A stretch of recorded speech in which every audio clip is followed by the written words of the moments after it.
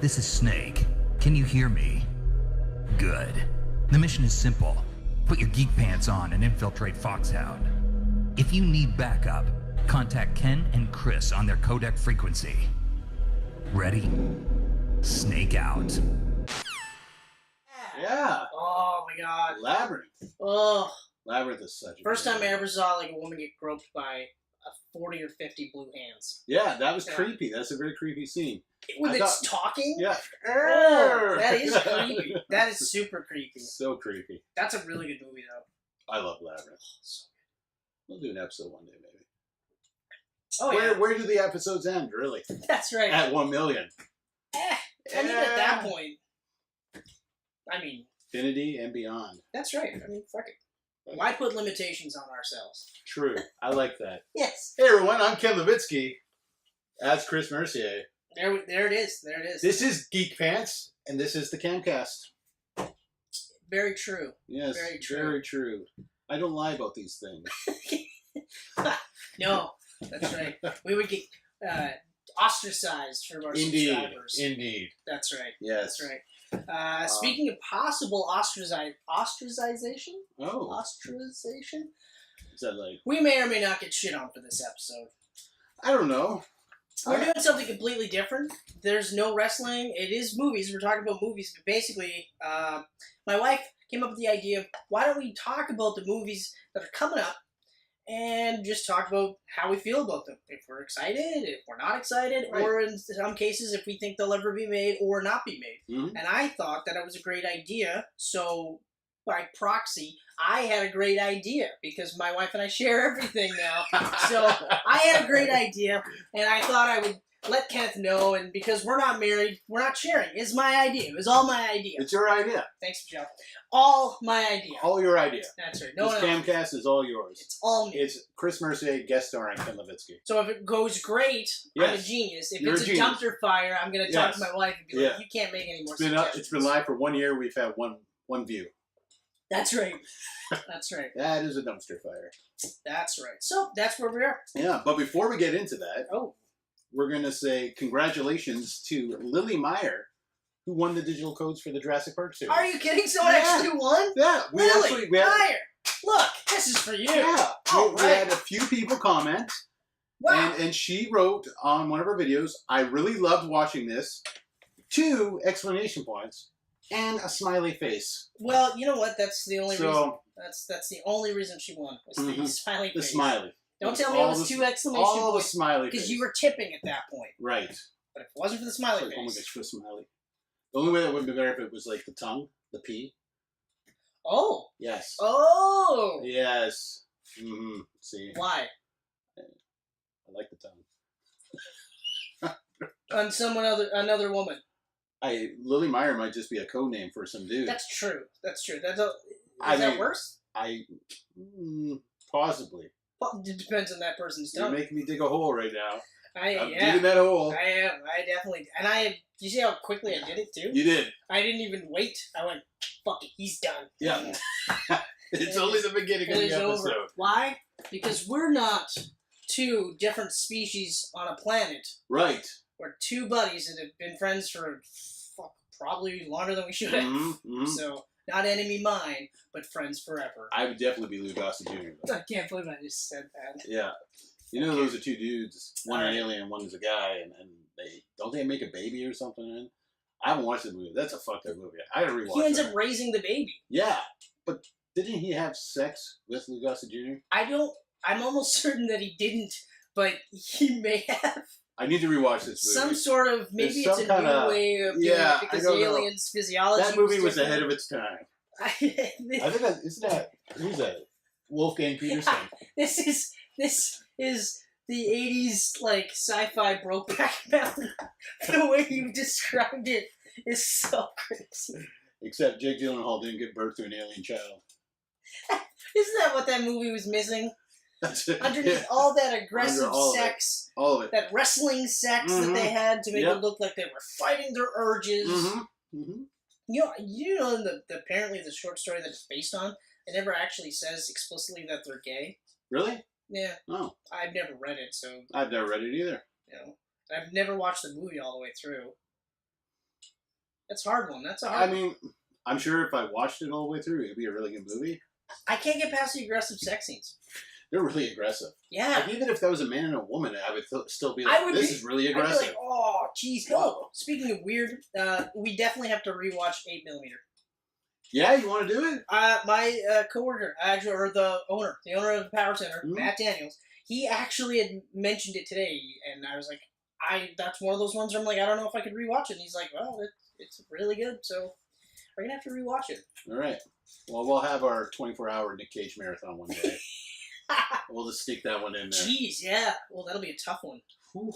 There'll be some good ones. Well, yeah. But then when you get near the end, they're gonna get bad. Well, I mean, you wouldn't be able to get to the end because we'd be talking like, what is it? From the very beginning. It'll be a 2-week marathon. Yeah. Because the last 2 years he's I don't know if it's a good idea. Like, part of me feels like even halfway through. You're right. We'll start going into that nouveau shaman thing where now we're fucking nuts. I think we should maybe just do a 90s marathon. We'll buy like an island. Oh. We're crazy like Nicolas Cage. Yeah. And then we could change our last names to like superhero names. Yeah. I would love to see him do a cameo on Luke Cage. Oh, speaking of which, Clearly a fan. Enter the Spider-Verse. He's apparently Spider-Man Noir. Really? He's also in Teen Titans Go to the Movies. He plays Superman.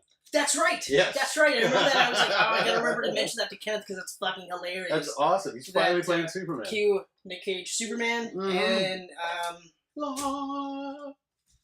I like that. You like that? Well, it was better with like CG. I could have the bright lights and everything. But you never know. That's what you get. That's what you get here. Yeah. So we got further ado, right around the corner is Ant-Man and the Wasp. Yeah, literally tomorrow. Yeah. Mm-hmm.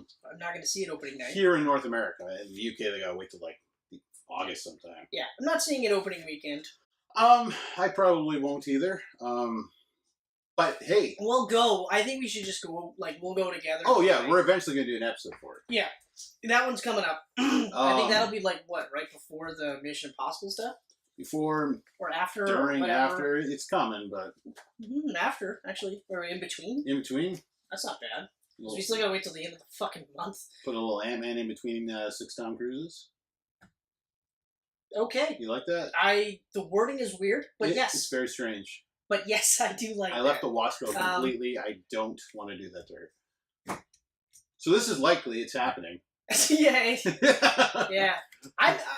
I'll be honest with you. Like, even... I'm going to circle likely. Yeah, I'll do this just because. We talked about this when we talked about Ant-Man. I feel like we're doing a quiz now. We talked about this when we talked about Ant-Man, and Ant-Man was one of those standout surprises. Yep. So I feel like I saw the trailer. Here's how I know that this is going to be good. Michelle watched the original Ant-Man and thought it was all right. Saw the trailers for this one and thought, I might actually like that. Right? Part of it, I think, has to do with the fact that Wasp got co-billing. Yes. This isn't just Ant-Man 2. She's technically the first female superhero to get her own movie in the That's Marvel right. universe. It's Ant-Man and the Wasp, and she looks fucking badass in this movie. She looks awesome. I love the part where she's just like, oh, she got the wings and the blasters? I guess you didn't have that when you made my suit? No, I had that. Wait, what? I was like, that's awesome. That's so good. Of course he's going to deck out his daughter with that. Yeah. Shit. Hell yeah. What is, like, the only thing that we don't really need to go too much into this one. It looks great. I think it's going to be... We're going to do an episode. I think it's going to be just as great as the first one. It might even be better. I think it's going to be the worst. It's going to be amazing, but it's going to be the worst of the 3 Marvel movies this year. But I also think it's going to be the most fun.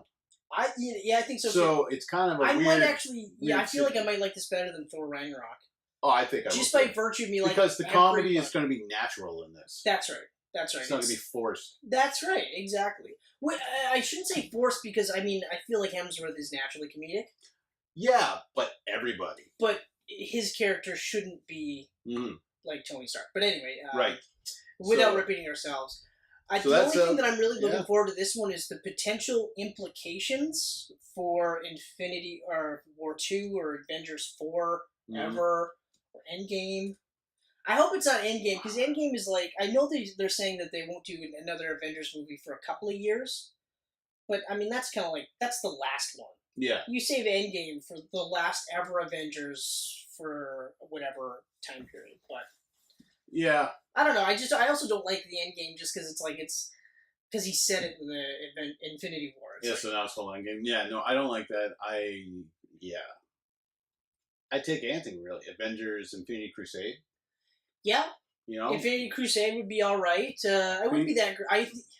I'd like it better than Endgame, but not by much. Yeah. It'd be like if I had to pick the two and those are my only choices, I'd pick Infinity Crusade. Forever is my favorite, though. Forever, I really like that. Avengers Forever, I think it sounds Plus, like a nice wrap up to like the guys, the current, but also the like Avengers will go forever. Yeah, exactly. So, and also because it ties into that Avengers Forever comic book.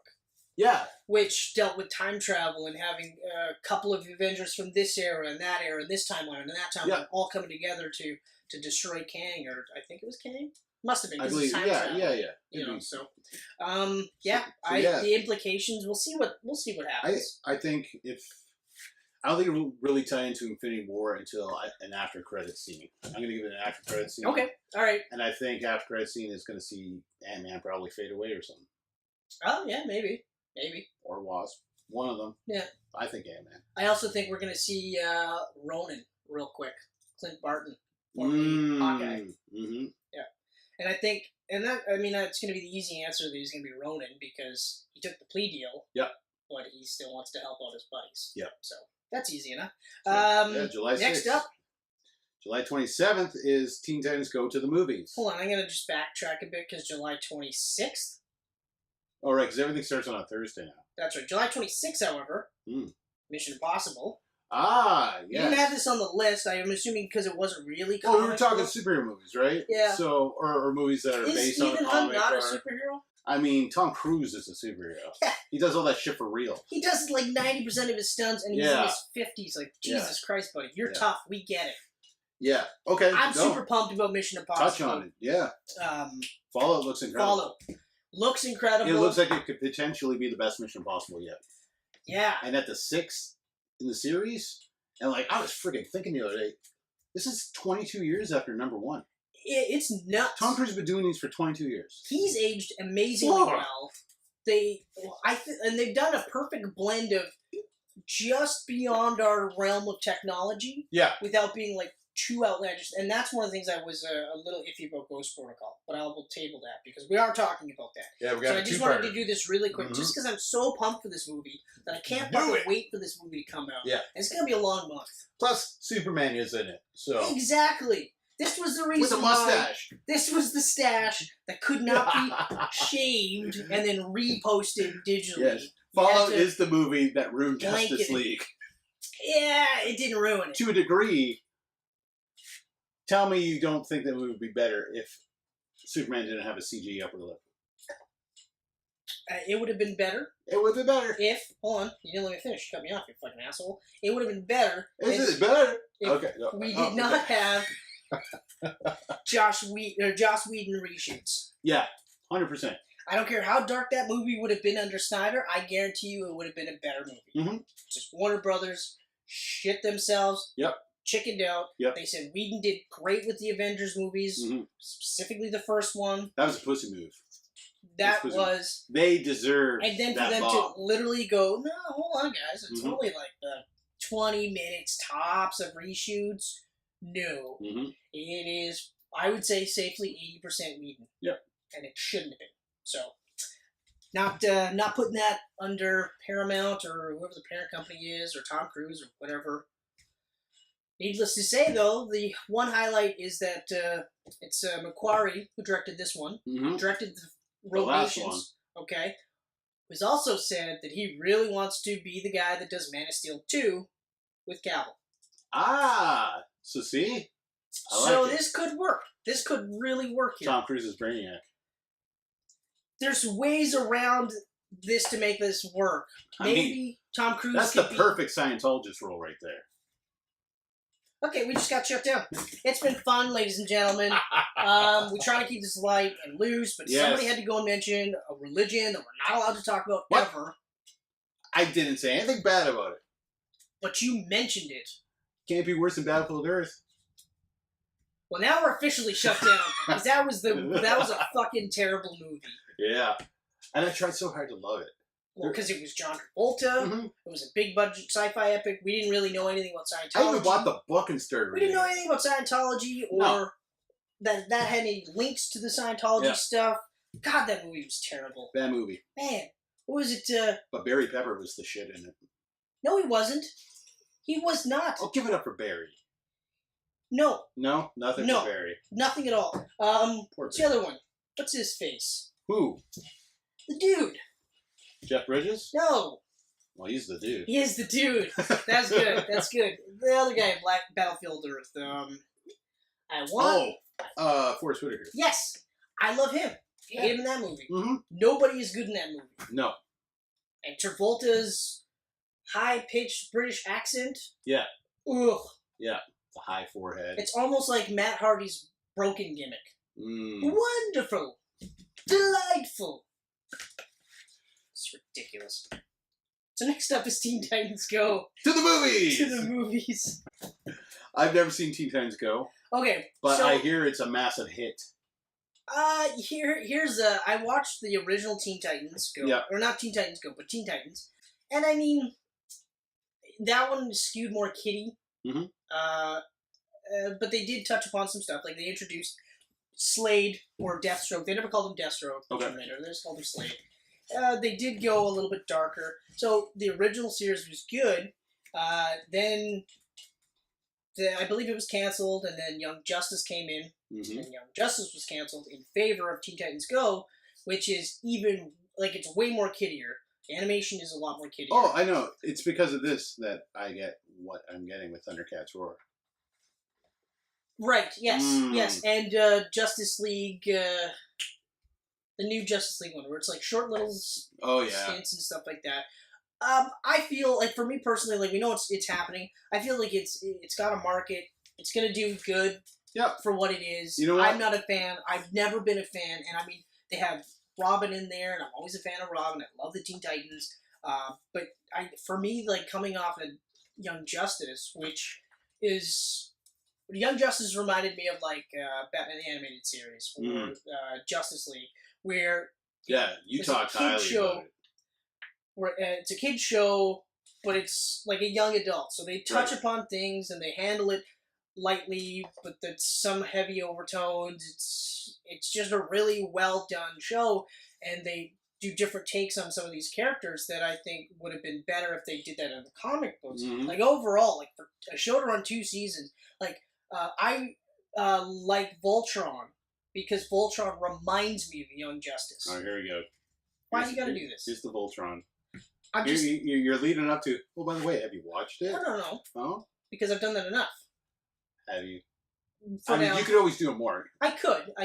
Okay. Especially that now that I've Well, if you were finished going to kick me in the nuts, then I'm sorry for cutting you all the off. seasons. I finished all the seasons. So... How many is it? 3? No, 6. Oh my gosh. Okay.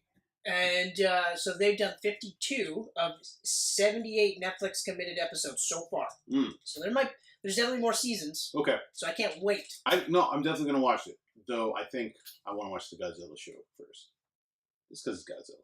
I haven't watched the Godzilla show, so I can't tell you if it's good or not. It looks pretty awesome. But, so that's one of the reasons why I like Voltron so much, is because animation is very similar. Plots are, like, the characterizations and stuff, it's like, it's a kid show. It's for kids, but it's not for kids. Right. Right? Like, I don't feel like a child watching this show. Yeah. So Teen Titans Go, Yeah, July 27th it opens. It's likely, obviously, happening, and I think it's going to do well. I don't think it's not going to bring in Pixar numbers or something, but I think it'll do good enough. It's not going to bring in Pixar numbers. I think it's going to do well enough to potentially set up a sequel, or justify a sequel, I should say. And you know what? I'm not going to watch this in the theater, but I will watch it just so I can see Nick Cage as Superman. I'm probably just going to watch the clips on YouTube. Okay. That's fair enough. Because I can't get past this. I am, even though it's like a stupid... To be fair, Ken, I think for the first little bit, we won't do the likely unlikely. We'll wait till we get to this guy here. I'm not going to say the name, but... Oh, hold on. Oh, did you grab the broken pen? Oh, we got twisted? Bam. Oh, okay. So yeah, I think once we get to this point is when we start saying likely unlikely. Okay. So we'll go with success levels for the first yes. page. All right. Okay. Success. So Ant-Man levels. and Wasp, I think, is going to do probably I'm going to say it's going to do a bit better than Ant-Man 1. Yeah, it'll do better than Ant-Man 1. It's not too far removed from Infinity War, so it'll still get a bump from that. Yep. Plus, let's face it, I mean, the people that watch Ant-Man are going to be all over this movie. Mm-hmm. So I feel like it's going to do really good. Teen Titans is going to do really good. I think it's going to get a sequel, but that's about it. Before we go to the next one on the page here, yep. I just want to bring up this one that I thought about, the Death of Superman anime film coming out. I'm so pumped for that one. Because this is all movies coming to the theater, obviously. Right, yeah. That's not. No, but I'm sure so pumped. They're doing a two-parter. They're doing a two-parter, yeah. Then they're going to have Return of the Supermen, right? Yeah, exactly. So I'm really pumped for that one. Like the original Superman Doomsday is good. It's a really good one. But it was really cut down. Yeah, but I mean, they kind of had to be, but they didn't shy away from... It was also the first movie they did. They didn't shy away from blood. Nope. They didn't shy away from making Doomsday really like a badass, you know? They did kind of do the Return of the Superman or Reign of the Superman type of thing with the... Yeah. You know, the Superman android, which was good. And I mean, the fight scene between the two Supermans is awesome, okay? And they still did the animated style, which I really liked. Overall, it's a really good movie. I'm just really pumped for this because... Death of Superman looks awesome. I watched that trailer again the other day. I was just so like, good. Can't wait. I feel like... Because now you've got some stuff to breathe, so... Yeah, we all know Superman and we know the kind of guy he is, but you'll still be able to build up to the point where when he does actually die, there's more impact to it. Exactly. You know, there was impact in this one, but he dies in the first, like, half an hour. Yeah. Whereas this one, he's going to die, like, right at the end. Well, they told everything. It was like a 70-minute movie or something, 75 minutes. Which is like the mandate for... To put that whole thing into one. Like I said, I mean, for what it is, it's a lot better than it should be. Yeah. But now again, a two-part movie. I can't wait. And this is going to be epic. I can't wait. It's probably going to be one of the first ones that I actually physically buy, because I haven't got All-Star Superman yet. I have to own that one. All-Star Superman, yeah. I have it illegally downloaded on my PS3. I don't... Accidentally illegally. I think I only have one, and that's Wonder Woman. I think I got the Wonder Woman movie. Yeah, I do. That was good, too. That's the only one I have, but I am going to buy this. That's another one I'm going to say we should start doing, is the old animated movies, too. Man, you know, we don't even have to do DC's chunks. animated films are... For the most part, they're really good. Really good. They've already done 2 this year, and this is going to be the 3rd. Like, they're really... What was the first 2? Batman and Harley Quinn. Oh. And then Batman Ninja. Oh. Okay. So, did you watch Batman Ninja yet? Not all the way through. It's really good. Really fucked, but really good. I got about halfway through, but yeah, you're right. It is really fucked. Yeah. It's fucked. It's fucked. Really good, though. Yes. From what I saw. Animation is beautiful. Batman and Harley is terrible. Is it terrible? Oh, I told you about that already. It's terrible. Yeah, I know. I really just... it's Bruce Timm and everything. I'm going to rent it. There's a sex scene between Nightwing and Harley. Why? And he's tied up. What? It's rape. Well, see, he gets an erection, so it's okay. I mean... Yeah. Penises have their own heads. That's true. You know? That's very true. His head might not be, agreeing with that head. It's That terrible. sounds awful. Plus, Melissa Rauch, her Harley Quinn isn't that great. No? No. I mean, it's not... Like, I mean, obviously it doesn't have to be like Arlene Sorkin or the other one who's doing it. Tara or something, right? Yeah. Because they're both really good because it's kind of seamless. Like, you can't really pick the two. You can't. Hers stands out, but it took me... I had no idea for years that I didn't realize it was another actress. I didn't realize... I almost think that it would have been better suited if they got Margot Robbie to do the voice for this. But anyway. Moving right along. So, yeah, Death of Superman, I'm probably just going to buy that. Oh, I'm going to buy that. Yeah. I will accidentally leave I'll probably... Yeah, well, accidentally, though. Sometimes it happens. Yeah, you slip. I don't know what to say. It just next thing you know, I'm downloading it. Whatever. Anyway, so Venom. Venom, October 5th. See, Venom's a weird one in general because he's one of those guys where the character itself, I never felt would be one to be able to do a standalone movie. Okay, and not because they did like almost a really shitty job in Spider-Man 3. Because I still feel like he should have been on the peripherals, and then you see him become Venom at the end of Spider-Man 3. Leading in Spider-Man 4. And then Spider-Man 4 is just 100%. like almost completely Venom. Like you could maybe have another couple of the lowball villains, like a Shocker. Not Vulture. I know they were pushing for Vulture in Spider-Man 4. Well, that comes. You got to blame Sony. They had this huge erection for Venom. They made Raimi shove it into the movie. Exactly. He had Vulture in there. Yeah. Pulled it out. Put Venom. But that's in what there. I mean. Spider-Man 3, there's a lot wrong with that one. Not just Venom and Venom's portrayal. Because Venom's portrayal in that movie is actually pretty good when he's Venom. Yeah, like right, he's Venom. when he's Venom.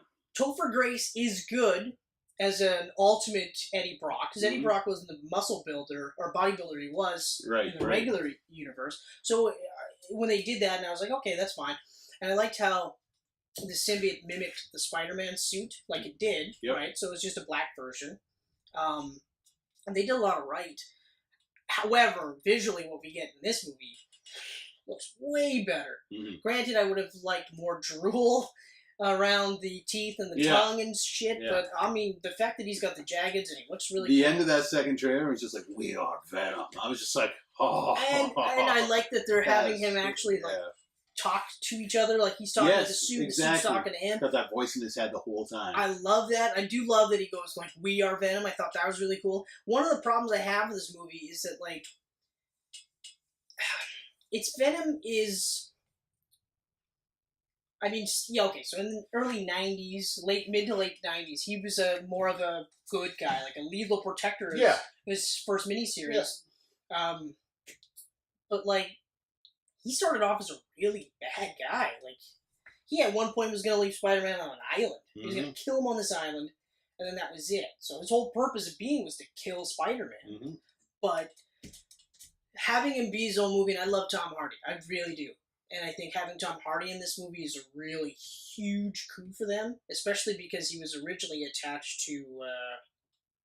Suicide Squad. Suicide Squad, that's right. He was attached to Suicide Squad. He dropped out of Suicide Squad for this movie. So for that guy, he's got a pretty good eye for the most part, for scripts and stuff. I mean, We're at War is an exclusion. Yeah, I mean, Tom Hardy's done a lot of Oscar type films. He's a talented actor, but he's also a very physical actor. His Bane is really good. Even though it's not necessarily the Bane from the comic books, he did a really good job for it. And for a guy that's like, it's like Tom Cruise or even like Josh Brolin, where he's not that tall, you don't realize how short he is that entire movie. He just looks huge. Yeah. And that fight scene with Batman, he looks like he's towering over Batman. So, it's trick photography and stuff like that. But you wouldn't believe it if he wasn't owning it. Like Brolin. Brolin looks bigger than he is. Right? It's only until he's until you see him stand beside Deadpool. You're just like, wow, he is tiny. A couple of things, though. It was Michelle Williams signing on to this, so where I went. And that's the other maybe thing, this too. is going to be good. But then again, Natalie Portman did sign on for Thor 2. Yeah. Well, she was on a contract for Thor 2. Okay. Fair enough. Fair enough. I can say that. Rachel McAdams did Doctor Strange. There. All right. All right. Yeah. Okay. But regardless, I want this to do really well. I really do. It's not going to do $1 billion. If it does $1 billion, I'll be amazed. This won't do $1 billion. I will be fucking amazed. If this does $750 million, I'll be surprised, but I won't be like, holy fuck. Is this PG-13 or R? I believe this is PG-13. Okay. I think it's going to fall somewhere in between Ant-Man's 500 mil and Deadpool's 700. That's my gut feeling. I think feel it's like it might be around 600 mil. Yeah. Which is still huge. For this, it'll be huge. Yeah. I hope that they didn't go batshit on the budget. I don't think they did. But see, the other thing is that like merchandise tie-ins are going to be tough with this character. Yes, Venom is a popular character, but not as popular as he was in the early 90s, late 90s. Like even now, there's Venom, there was Agent Venom, there's Anti-Venom. Venom's never really been as huge as he was. Okay? I understand why they want Venom out there. Venom was a huge character. That's why they totally revamped Spider-Man 3. Yeah. But yeah, I feel like this one, because the other thing too is that they're already talking about script issues with just that full trailer that we got. They're already saying that there's script issues. Yeah. And I think that, barring anything unforeseen, because we haven't seen another trailer since that. A couple of things that I don't like. I don't like the. It almost feels like it's a body horror flick, but I never ever got that impression from Venom. See, I figured I like it because if they were going to do Venom without Spider-Man, I thought body horror was the way to do it. Daniel Way did this run in the early 2000s for that Marvel Tsunami thing that they tried doing there with all the anime and stuff. Right. Yeah. Or manga, whatever. Yeah, it was manga. That's yeah, right. so... Because anime is the cartoons. They did that, yeah, anime's animation. So he did that run, and it was like the thing with the Arctic, the symbiotes. Symbiotes.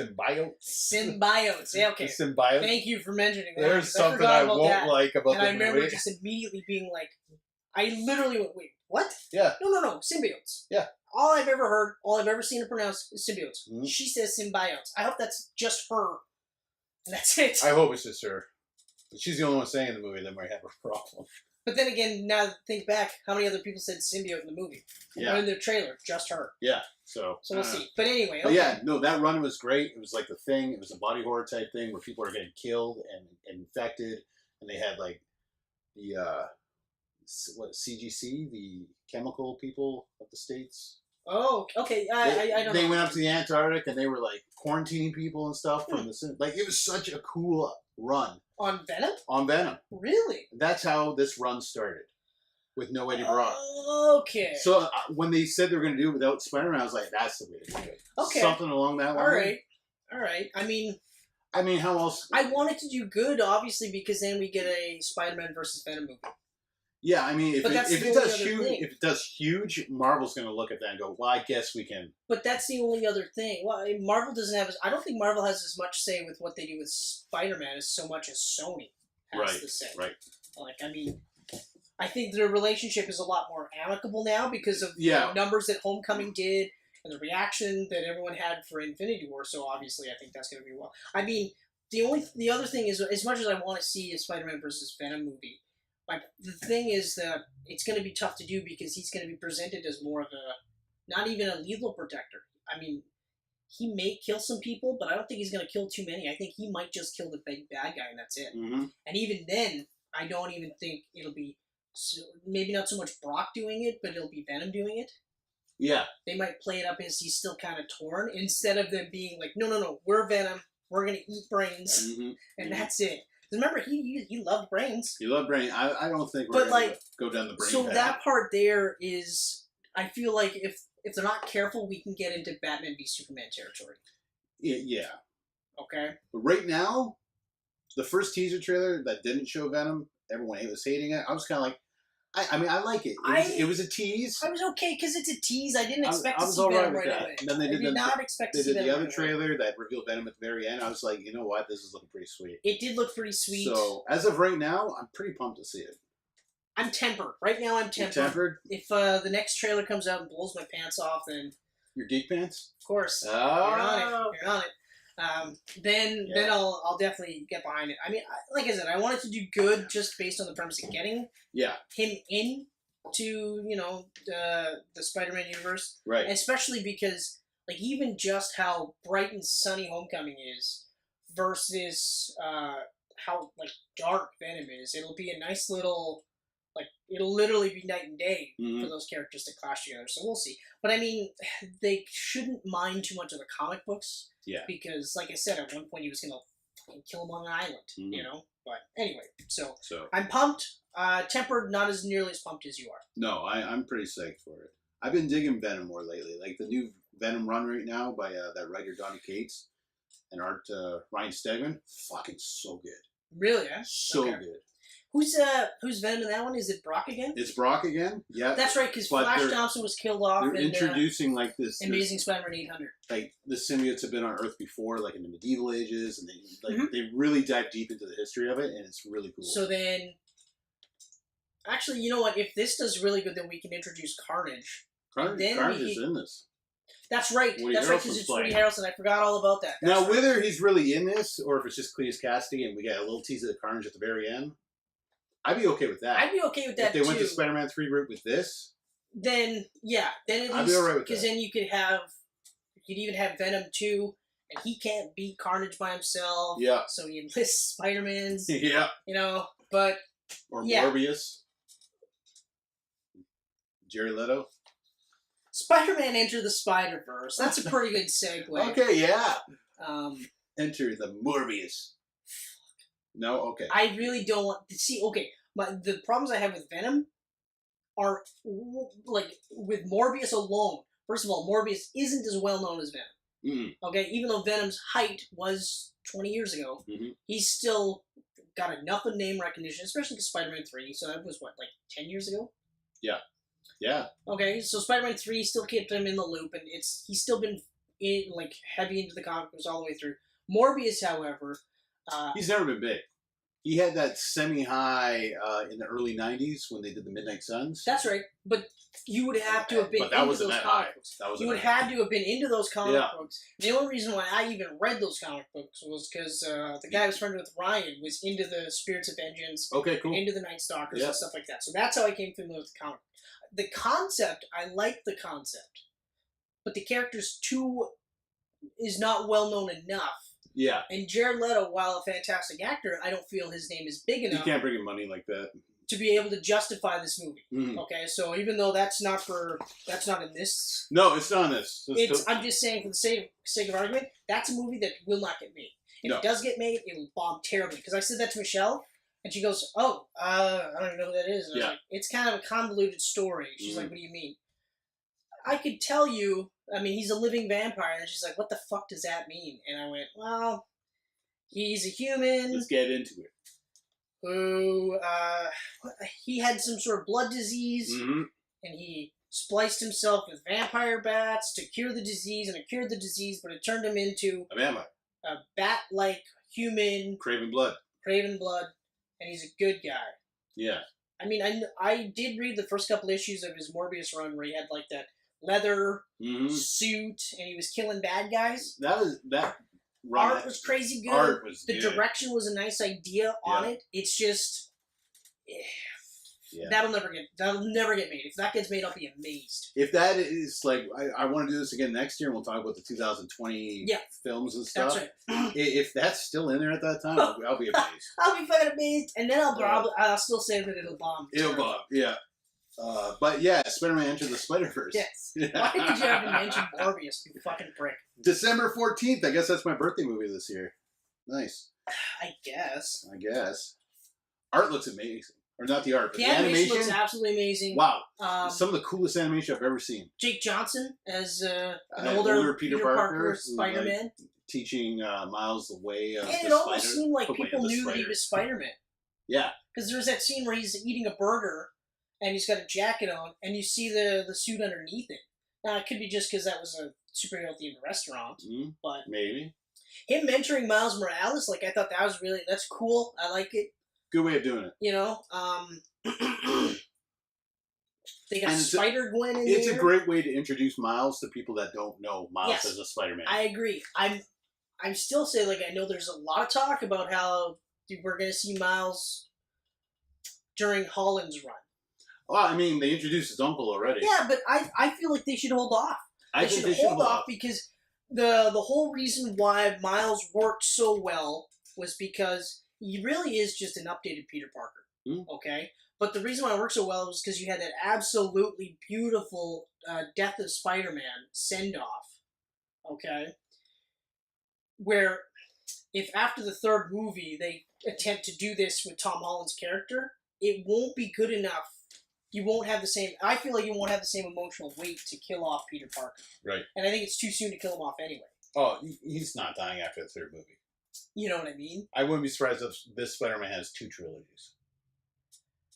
It's very possible. It's very, very possible. Because he started halfway... We started at the beginning of Phase 3 here, and Phase 3 was so friggin' long. Mm-hmm. He's going to be in the whole next few phases. Like, well, that's just it, right? And him along with with Miss Marvel and Black Panther at the face of the Marvel universe. And Doctor Strange. Going forward. They haven't... Less so him, though, I think. Oh, we'll see. I don't know. Yeah, no, I still don't know if that second movie's going to happen. But like, okay, so anyway, I agree with you that this is a great way to bring in Miles Morales, who is a great character. Mm-hmm. I said he's an updated Spider-Man, and that is kind of skimming over it. He's an absolutely great character. Like in Bendis' run, he is handled perfectly. I even love the fact where originally he doesn't want to be a superhero. Mm-hmm. He just wants to be normal. He doesn't want to have anything to do with it. And then it's Ned or Gank. Gang, yeah. Who's like, dude, you got it. Like, look at the legacy here. And he's just like, oh, okay, all right, you know? Yeah.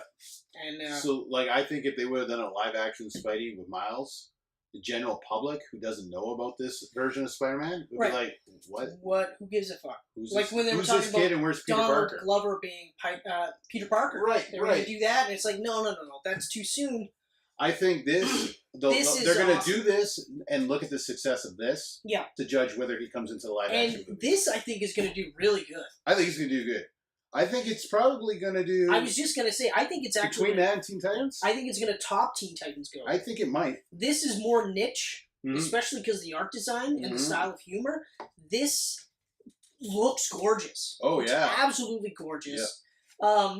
And I'm surprised that they're using the standard Spider-Man costume as opposed to the updated movie costume, which I love. I still say, I think that's probably my favorite costume. I almost wish it's a great costume. that they did the costume in the comic books now, because it's that cool looking, in my opinion. I think they probably just went the standard version so people wouldn't be confused. So, like, this is a separate Spider-Man. And that's probably right. That's probably it's not taking place in the MCU. But I think this is going to do really good. I actually wouldn't be surprised if this is its own trilogy. I'd be down with that. I have a The name is fucking awful, though. Enter the Spider-Verse? That's bad. They could have came up with something way better than that. Yeah, but I mean, how else are you going to say multiverse and Spider-Man? Yeah, I guess.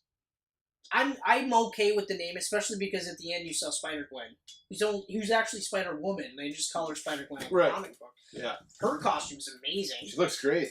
Her costume is amazing. That was a nice surprise in the last We talked about Spider-Man Noir, you know, so, I mean, I'm anxious to see how many other Spider-Man are going to be in this one. Yeah. Spider-Man, Spider-Woman, whatever. I'm hoping. Fingers crossed. For Peter Porker, the spectacular Spider-Ham. Oh, man. Spider-Ham would be great. You want a Spider-Ham? Oh. I'm looking around. I'm just hoping that he's under the table. He's in between maybe your in legs. post. Maybe in post. Oh, my God. You have to now. I have to? Yep. All right. So, okay. Like I said, I feel like this could potentially be its own trilogy. I think so. If it's successful, I definitely. Especially because they're confident enough to say, yeah, we'll go to the theater with this around Christmas time. Isn't that so refreshing to see this and Teen Titans? Like, even though you're not really pumped for Teen Titans, but to see two animated superhero movies? Yeah. Like, I love that. Because what we had Batman Mask of Phantasm. Yeah. That's about it. That is literally That's the only animated superhero movie ever. Incredibles. Okay, Incredibles, yeah. You were going like, no, but that's... Incredibles, it's a superhero movie. Not based on the comic, though. But, yeah, no, it's a superhero movie. Yeah. But outside of that, like, actual based on comics, nothing. Lego? Lego Batman? Oh, yeah, Lego Batman. Okay, you're just making me... No. Okay, after that, nothing. You're trying... Lego movie. No. Had Batman in it. I guess. Damn it. Jeez. Don't feel bad because where does it end then? I was too... Yeah. You know what? They're all fucking animated. Batman was in Ready Player One. I didn't know that. Spoiler, you fucker. I didn't watch that movie. It's like a blink and you miss it. They don't even... Yeah. Oh, well, I guess they can't really, eh? That's probably... There is so many, like... That's probably how they got them in there, so that it was just cake. Did you watch the trailers? No. You didn't watch the trailers? I watched a couple of the trailers and that was it. Like, you watch one trailer and you see, like, maybe a dozen things that you'll recognize. Okay. It's really cool. All right. So, yes, Enter the Spider-Man verse. Yeah. Why not just call it Enter the Spider-Man verse? Oh, that's actually worse. I mean, okay. It's already awful. You could say Enter the Multiverse. There you go. Would that be better? No, just Enter the Nothing. Okay. All right. No, Enter the Spider. I said that earlier. Enter the Spider sounds like a Bruce Lee movie. I'd be down with that. Enter the Spider? Yeah. What the fuck is wrong with you? I don't know. Enter the Spider is better than Enter the Spider-Verse. Yes. No. Yes. No. Yep. Sorry. Okay. Nope. All right. Okay. Next up, Mhm. literally the next week, the next weekend. December's busy, man. Look Yeah. at December 21st. 3 in a row. Okay, well, you know what? I feel like that's going to help out Aquaman. So Aquaman, we haven't yet to get a trailer, but then again, San Diego Comic-Con. They've announced they're launching it there. Yeah, so so that's right around the corner. Yeah. But the screenshots, I got to tell you, make it look pretty good. I mean, yeah, I'm excited for it. Black Manta Mm-hmm. with the helmet Yep. that the actually helmet. looks like Black Manta's helmet. Yep. That looks great. They actually cast a black man to play him. Mm-hmm. There's no race swaps. No. Mira looks good, but then again, she looked great in Justice League. Yep. I'm still not necessarily sold on her being cast as Mira. She didn't really do enough in Justice League for me to No, decide and that's yet. why I'm not And necessarily. I've always liked Amber Heard, so it's nice to see her in something bigger like this. Yeah. Orm, the. I know Willem Dafoe is going to be in this Volko? and not get cut out this time. That's right. Apparently, he did a couple scenes. in Yeah, Justice that's League. right. Even having Aquaman's half brother, the Ocean Master, like Yep. he looked really good Yep. in the screenshots Who's that I apparently saw. the lead villain. Yeah, well, he has to be. Yeah. I think Black Manta is a sequel big villain. Okay. They're both I big just hope villains. they don't shove too much into it because I don't want another Green Lantern going on. Yeah, I don't think that's going to be the case. I feel like we're going to get enough of Black Manta. I think my gut tells me Black Manta is going to be like how we wanted Venom to be in Spider-Man 3. Where he's there, Yep. and then by the end, that's when like Sinestro. Yep. Because that's one of the best Oh, things. Sinestro The was so best great. thing in, So great. in Green Lantern. And then Green And I Lantern feel like- 2 is not happening. I feel like that's how that's going to Oh. happen. And I feel like all the complaints I had about Aquaman, or Arthur Curry, I guess you would say, being like the surfer dude who... I feel like by the end of this movie, he's going to be closer to how he's in the comic books because, I mean, to be fair, he's not the king of Atlantis. He doesn't want really anything to do with it. He's still got mommy issues. So he'll deal with all of those things by the end of this movie, and I feel like it'll be a little bit closer. Mm-hmm. But if the fight scenes in Justice League are any indication, this is going to be a pretty fucking sweet looking movie. Yeah. Even just like I said, the screenshots make it look really good. And as much as I'm not a big fan of Jason Momoa's or the direction of the character, he's great. Oh yeah. You know what I mean? Totally. Like I liked him in the Conan movie. Mm-hmm. He was actually really good in the Conan movie, even though that movie wasn't the greatest. It was still really good. It could have been better, and I think they would have kickstarted a new franchise for the Conan movie. I loved him in that Stallone movie where he was fighting with the axe against Stallone. Oh man, what was that? Something bullet. It had bullet in it. Oh, Bullet to the Head. Bullet to the I head. didn't even watch that movie Yeah, because it looked he's a bad guy in stupid. it. And, like, he has this awesome friggin' fight with a hatchet against Stallone. Really good fight. So, I mean, Yeah. if I were to predict, I feel like this is still going to do... I feel like this might just do Justice League numbers. Because Justice League numbers are so bad. Yeah, but you know what? If this does Justice League numbers, that's not so bad. That'll be good for... That'll be good for Aquaman. Be good for Aquaman. Well, because it's like Captain America 1 and 2 Mm-hmm. did about the 6 to 7. We can't forget that James Wan is directing this. No, we can't. And that guy's a good director. Yep. And his movies make big money. He's actually one of the reasons why I was less skeptical about this. His movies make because big money. He is a really good director. Yeah. He did the first 2 Insidious movies. They were both big hits. And again, like, this is a movie that may have started off with Snyder kind of overseeing it, and he's no longer doing this kind of stuff. And, I mean, at this point now, it's best to do what they did with Wonder Woman, have it stand on its own feet, because Wonder Woman's fucking awesome. Yeah. That is still one of the best DC movies out there. Oh, you know? easily. Like, I mean, Easily. and I give a lot of love to Batman v Superman and, Suicide Squad and Justice League. I do give a lot of love to them. But, like, for me, it's, Man of Steel and Wonder Woman. And Wonder Woman edges out Man of Steel because Wonder Woman is just really good. Wonder Woman was amazing, man. I've watched that 3 times and I smile like a little kid every time. Yeah. It's so good. So good. So, Aquaman, I feel... I want it to do good. I will really, really do. I think it'll do really good. I actually think it'll make its money and make a profit. It has to do good. I mean... I'm curious, like, the talking underwater, though, I really want to know how they're going to make that work. Well, I mean, why can't it just be like, when you have aliens talking and they just translate it? You know? Oh, so just like bubbly talk and then some subtitles? Maybe not necessarily like subtitles. It doesn't have to be subtitles. It's just we just understand them because we're in their world. Okay. All right. But then again, there was no talking in the underwater scenes in Justice League, so. No, only when they win that air bubble thing. Right. And maybe they'll do that, but maybe not. Mm-hmm. Maybe they'll do it in their heads. Maybe the telepathic links. Maybe. We'll see. End of the day, I'm not really worried about though. I think it's going to be a good movie. I think it's going to be really good, and I think it'll be probably around this 700 to 800 mil. Mm-hmm. Yeah. I hope anyway. I hope so. I have high hopes for that. However, on the flip side, on the same day, and it might either hinder Aquaman or it might help Bumblebee. Bumblebee, the Transformers prequel, the first Transformers movie not done by Michael Bay. Not even near it. How do we know for sure, though? He's not even near it. He's totally done. It's actually directed and totally... Travis something is the director, and he is from Leica Entertainment, the animation studio. Okay. All right. He directed Kubo and the Two Strings. Oh, I wanted to watch that. Which is so beautiful. I wanted to watch that. Such a beautiful movie. So beautiful, and I like the message. Yeah, it's so good. And he also worked on their other movies, Box Trolls, Coraline, and Paranorman. All excellent films. And he is looking after this one. But who's producing it? Not Michael Bay. He's not near it. He's not on the list. Okay. All right. Paramount is basically they're starting. Did you watch the trailer? Yeah. It's a good trailer. I didn't like it. I liked it. It didn't feel like the other movies. Part of my problem is that, I thought that this batch of Transformers showed up in Transformers 1 for the first time ever. Yes. So now Bumblebee's been here since the 80s.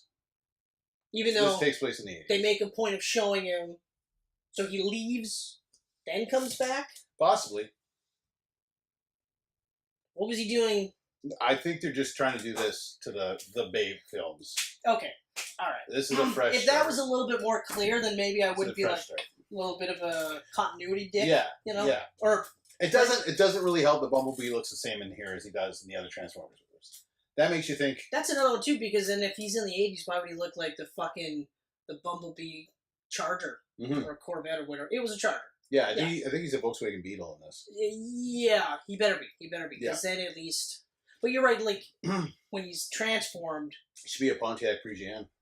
Jesus Christ. Yeah, no kidding. And then he's like 30 feet tall. And his trim is the sofa seats. That'd be awesome. That's his color scheme. Yeah. Beige sofa. White, cream color outside. Yeah.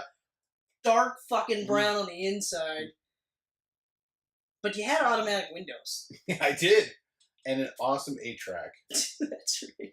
I had a great selection of Aerosmith and Foreigner to listen to. And while it did do a pretty good job of keeping the sun out, it still got pretty fucking hot in that thing. Yes, it did. But, pretty cold at times, too. Bumblebee. This is one of those ones where I don't really give a shit about. Yeah, no. Transformers are big with comics, so it's on the list. If it does good, great. If it doesn't, I don't care. I'm not going to lose any sleep about it. I gave up on this on the original trilogy, so none of this. I mean, okay, they want to wash their hands of it, fine. But I also kind of feel like it's a little bit of a tainted property at this point. It is. Because it's no longer. This is going to do better than the last movie, though. That movie bombed, and rightfully so. It was awful. I think we're too soon, though. I still think it's got the stink. Oh, yeah. That was just last year, so. Because it's not that far, and it's literally, like I said, and everyone was sitting there going, everyone going into that movie was like, this isn't going to be a good movie, but it'll be a huge spectacle. It'll be $1 billion like every other Transformer movie. So when it didn't come close. Didn't even come close. They're like, oh, maybe people are finally waking up. Yes. So I honestly think this hurts Aquaman for that day. I don't know if it's going to do better than Aquaman. I want to think Aquaman will do better. But a lot of Aquaman's audience is also going to see this. We're also talking about, so Bumblebee's got a stink. Aquaman's got a bit of a stink too, though. He does. He's got the DC stink. He does. So, I mean... Yeah. maybe right away we're going Yeah. to see some of it, but depending on how well... Actually, really, it'll come down to how well either movie is. Mm-hmm. You know? Because you're right, like, there's going to be a bit of cross... the same audience is going to watch this. for the most part, yeah. Just like the next one here, it's the same. This is going to do the worst of the three. But Alita Battle Angel is going to do the worst. This is the same audience again, though. Yep. Alita Battle Angel is going to do the worst. Now, I got to tell you, I've been kind of keeping my eye on this one for the last, like, forever. Since It's Cameron's been in the really, works for like a decade. Since Cameron has been really pushing for it. Just like I've also been kind of keeping my ear to the ground, or my face to the texts, or whatever you want to say, on Akira as well. Okay. Yeah. Because, like, I'm an old school anime fan, so I loved Akira when I watched it. I thought it was absolutely amazing. I've rewatched it a number of times since. I still think it's absolutely amazing. Ninja Scroll is another one of the best ones out there. Mm-hmm. Battle Angel was always one that I never watched, but I wanted to because it just looked so cool. And in watching the trailers, I like the way this looks. It looks really cool. I like how it's CGI, but just enough so that they look different. Yeah. But it's not so CGI. I like how they gave her the big anime eyes. So a lot of people don't. I know. And I'm like, but she's an android. But if they didn't do that, then you get just as many people going like, well, she should have had the anime eyes. No, what the hell? Why did you try to make her look like an actual android, like a human being instead of an android? It's like, no. You know what, another thing I like is Can't make anyone happy. They've got like almost like a Jason Bourne-like feel to this. Yep. Because, so, Christoph Waltz, who's amazing. I love him. I think he's my spirit actor. I don't know what that means. I think that's a compliment. But even just like he finds her, and he's got the feeling that she's something special, and she's trying to figure out who she is. And then there's that one scene where it's just like she just goes, takes the guy down. Yeah. You know, and you're like, and she doesn't really know why she did that, but so is, and maybe that's kind of why I like it. But like, this trailer got shat on pretty hard, and I was like, it looks good. It looks good. It actually looks really good. Mm-hmm. I even just in the one trailer that is out so far that I've seen, the action sequences look good. Mm-hmm. I mean, one of the things I said in Jurassic World, but Justice League was that everyone shat on Steppenwolf's shoddy CGI, but I always, like I said, like, I thought that made it look better. Like it made him more otherworldly. Okay. Because he wasn't as polished. So it kind of made him look a little bit more grotesque. And I kind of like that this is a little bit like, it's not like they're trying to hide the CGI. They're saying, like, yeah, these are CGI characters. Yeah. Because they're, like, half android or whatever you know what I mean? Like, cybernetic whatever. Mm-hmm. I think it looks better. I like this look visually than I did in Ghost in the Shell. Yes. And I liked Ghost in the Shell. I like Ghost in the Shell. But I liked that this looked otherworldly. Yes. And it wasn't just trying to be as sleek and polished as Ghost in the Shell. Mm-hmm. Ghost in the Shell bombed. I don't think it was ever going to do well. It wasn't. And I kind of feel like this is going to do the same numbers. So. I feel like it's going to bomb. Though, I think this will do better overseas. I think so, too. James Cameron loves this property. Oh. He loves it. When he loves something, he puts his heart into it. I'll say this real quick about Ghost in the Shell. I did like how they handled the whitewashing better than I thought they would have, but they should never have done it. Like, I love Scarlett Johansson. I think she did a really good job. And I do like how they went, we just changed her face. She was always ever Asian. You know what I mean? That was a nice little touch, but it's kind of like you're trying to have your cake and eat it too. Mm-hmm. There's plenty of Asian actresses out there that could have nailed the role just as good, and possibly better, and then it would have done better. Yeah. You had that whitewashing thing right away, and to be fair, it's always there. You watch that movie, and the whole time you're like, as great as Scarlett Johansson is in this movie, you're still just like, yeah, but I can see what they're talking about. Yeah. I can see the issues. Yeah. I don't know. I mean, they obviously put her in there because they thought it would make more money if they had a big star. And, I mean, Japan doesn't give a shit. And if Japan doesn't give a shit, then why the hell does everyone else? Exactly. I don't know. But yeah, Alita Battle Angel, I think it's not going to do that great, but I think it's going to be really good. I hope that it doesn't bomb. Like, even if I hope it turns a profit. And Robert Rodriguez is directing it. He can do action. It's that's what I mean. Pretty like, awesome. Just the action sequences that you see in that brief trailer, they look really good. Yeah.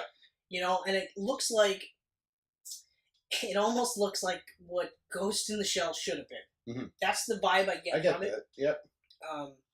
And I mean, just the level of actors that are involved in this project, like it might be the sleeper hit. It may not be the one that makes a ton of money, but it might be the best reviewed movie out of the three. It might be. It needs to move from that date, though. Even just by a week, if they push it back 1 week, it would help. It would help. It's going to get eaten alive against a Transformers. Well, the entire month is terrible because you've got Spider-Man in December 14th. Then you got that one big weekend where you've got Aquaman and Bumblebee. I mean, it is going to get eaten alive. There's no way around it. Oh, yeah.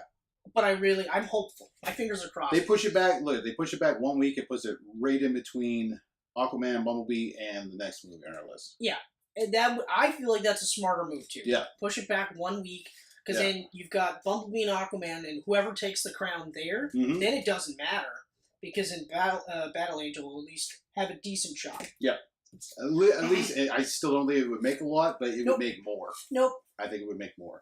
That's so. The next on the list, Hellboy, the new Hellboy. Yep. Which I was totally against at first, and I'm still kind of against because I really wanted that third movie by Del Toro. Yeah. But David Harbour looks awesome as Hellboy. I almost would have taken David Harbour as Hellboy in Hellboy 3. Yeah. But everyone's moved on. Yeah. But Harbour looks amazing. He looks awesome. His version of Deadpool Hellboy looks like Hellboy in the comic books. Yes. He doesn't have the tattoos or the markings or whatever. And I love the first two Hellboys. Mm-hmm. I love the first one more, and I feel like that's a movie those two we could probably... Oh, absolutely. You know, especially because like in Hellboy 2, he's way more like a child. I would go apeshit talking about Del Toro. He's like a child in Hellboy 2, which I really didn't like. But other than that, though, that's like the only thing I didn't like. And he's only like, there's certain times where he's like a child. But those movies are great. They're great movies. Those are excellent so comic book fun. movies. They look One great. of my favorite things is that the first one is very strongly based on the first book. Yeah. Okay? Yeah. Doesn't go as occult as they could have, or as I feel like they should have, but still great, absolutely awesome. And then what do they do for the second one? They just took the ball and ran with it. Mm-hmm. Opened up their own world, told their own story. They just pretty much kept all the characters doing what they would normally do. And that's it. Yeah. That's awesome. They didn't have to mine any other comic books. So that's great. But needless to say, even though Hellboy is in January, which is no man's land for movies...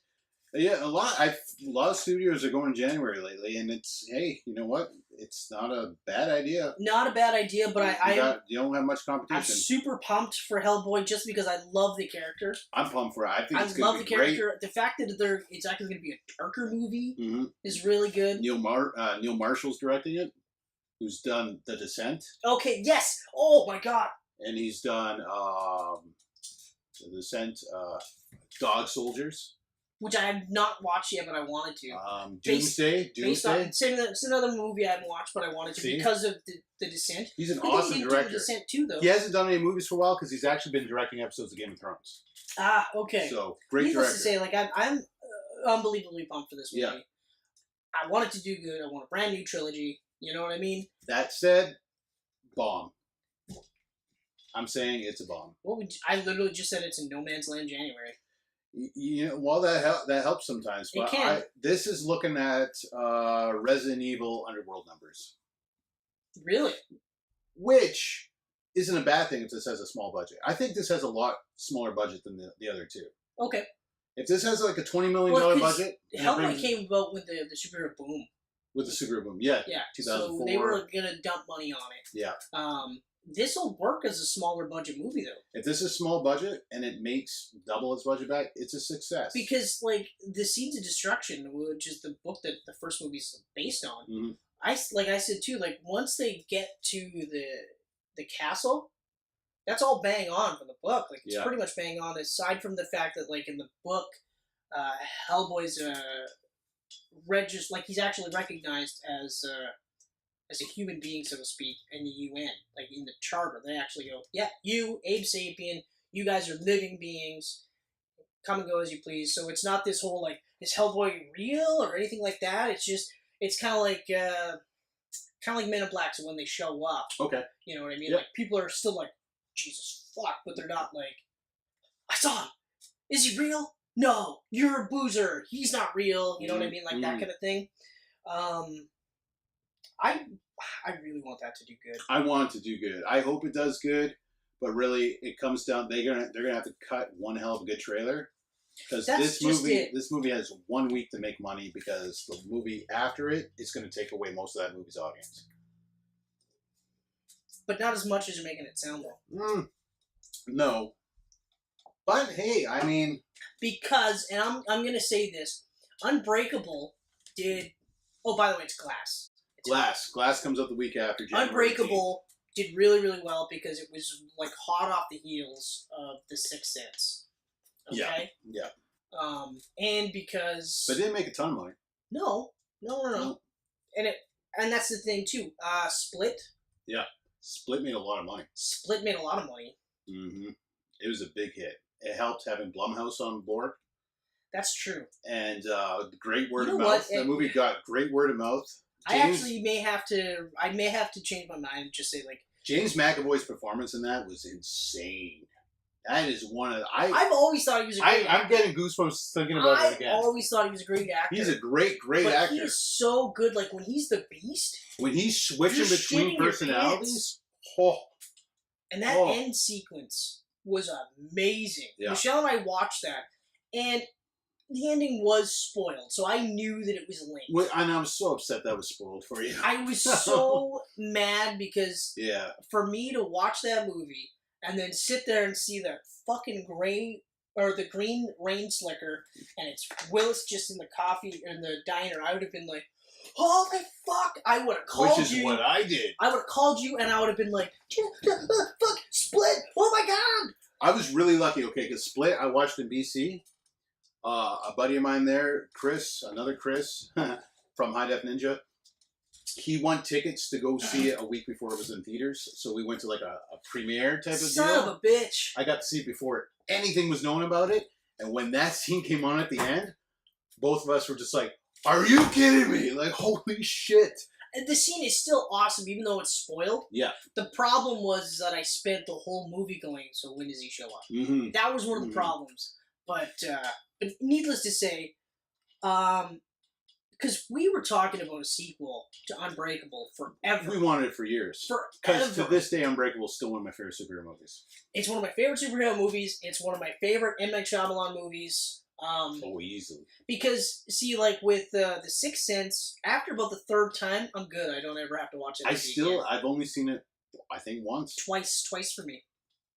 Yeah. Twice for me, and I'm like, I'm good. It's amazing. But once you see it and you know what's happening, it doesn't have that same effect. And the reason why I say the second time was because now you're doing okay, that's right. Yeah. That's that. Okay, now all of that works. But then the ending is, Whereas Unbreakable, and that ending was still like, holy fuck. He's like, no, shake my hand. Takes the glove off and everything, and then it's just like, he sees it all. That's incredible. Yeah.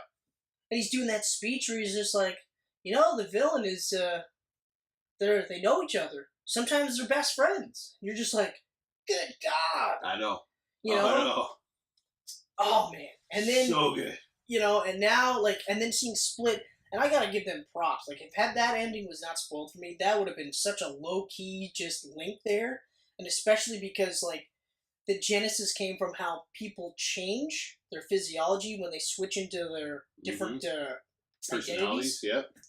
Because it's dissociative identity disorder or something like that. Yeah. But anyway, just that alone, and it's a tour de force performance from him. So for this movie, I think this movie and Hellboy are probably going to do about the same numbers. Yeah, is that what you think? I don't think Glass is going to be... I think Glass isn't going to do as well as Split because Split was marketed as a suspenseful thriller / horror. You had no idea, which is a way broader spectrum. Whereas Glass is going to be marketed as a super villain / movie where we're tying in these three. Mm-hmm. But what's the plot? Isn't it Glass and Unbreakable teaming up to stop this guy? I had no idea. He hasn't really said much about the plot. But either way... All we know is that all three are in it's now this is marketed as a superhero movie. Yeah. sure, this will be a thinking man superhero movie, so this will be like, for the guys that loved Unbreakable, they'll be like, yeah, I'll fucking come up for this one. But this is gonna be, well, like, what kind of numbers do you think it's gonna do? I don't know. Like, it's opening in January. It doesn't really have competition until that February movie there. Yep.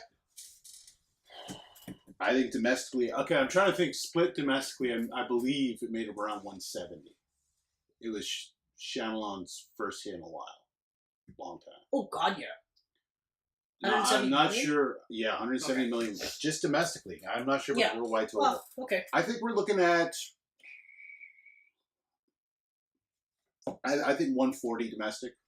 I think it's making about 30 million less or so than Split. Okay, I think it's gonna make a little. It's gonna be right in between, not a little higher than in between what Unbreakable made and what Split made. Okay, yeah. You know what? Domestically, that's where I don't know what's gonna happen overseas. No, I feel like that's probably a safe bet. It'll probably do that. It'll have a good 2 or 3 weeks, unless the word of mouth is phenomenal. If the word of mouth is phenomenal, Split's word of mouth was ridiculously good. Mm-hmm. Okay, and we bought that movie without even watching that movie, and we watched that movie. And I was like, holy shit! And now I can actually see myself going back to that because, like, it starts off as one type of movie, slowly turns into a different type of movie, and then ends off as a completely different movie. Where you're just like, Jesus fucking Christ! And at no point in time was it one of those things where I was like, this movie doesn't know what it wants to be. It knows exactly what it is, and it just takes you along for the ride, and that's that. Yeah. I'm super pumped for Glass. I want it to be amazing. A Glass, I can guarantee that I will likely see twice in the theater. I actually have a feeling. Just because I've been waiting. I have a feeling. 2004 was Unbreakable? Yep. I have a feeling I'll be in the same boat. 15 years waiting to see those characters again. I have a feeling I'll be in the same boat. Yeah. God, man, I can't wait. So I'm super fucking pumped for this movie. In fact, I don't even need to see a trailer. I'm super fucking pumped. Look at that. We got 2 camcasts in a row right there. Hellboy and Glass. Boom. Yeah, exactly. Next up, February 13th, 2019, we have Dark Phoenix, the new X-Men film. They're going by just Dark Phoenix now, too. They took X-Men out of the title.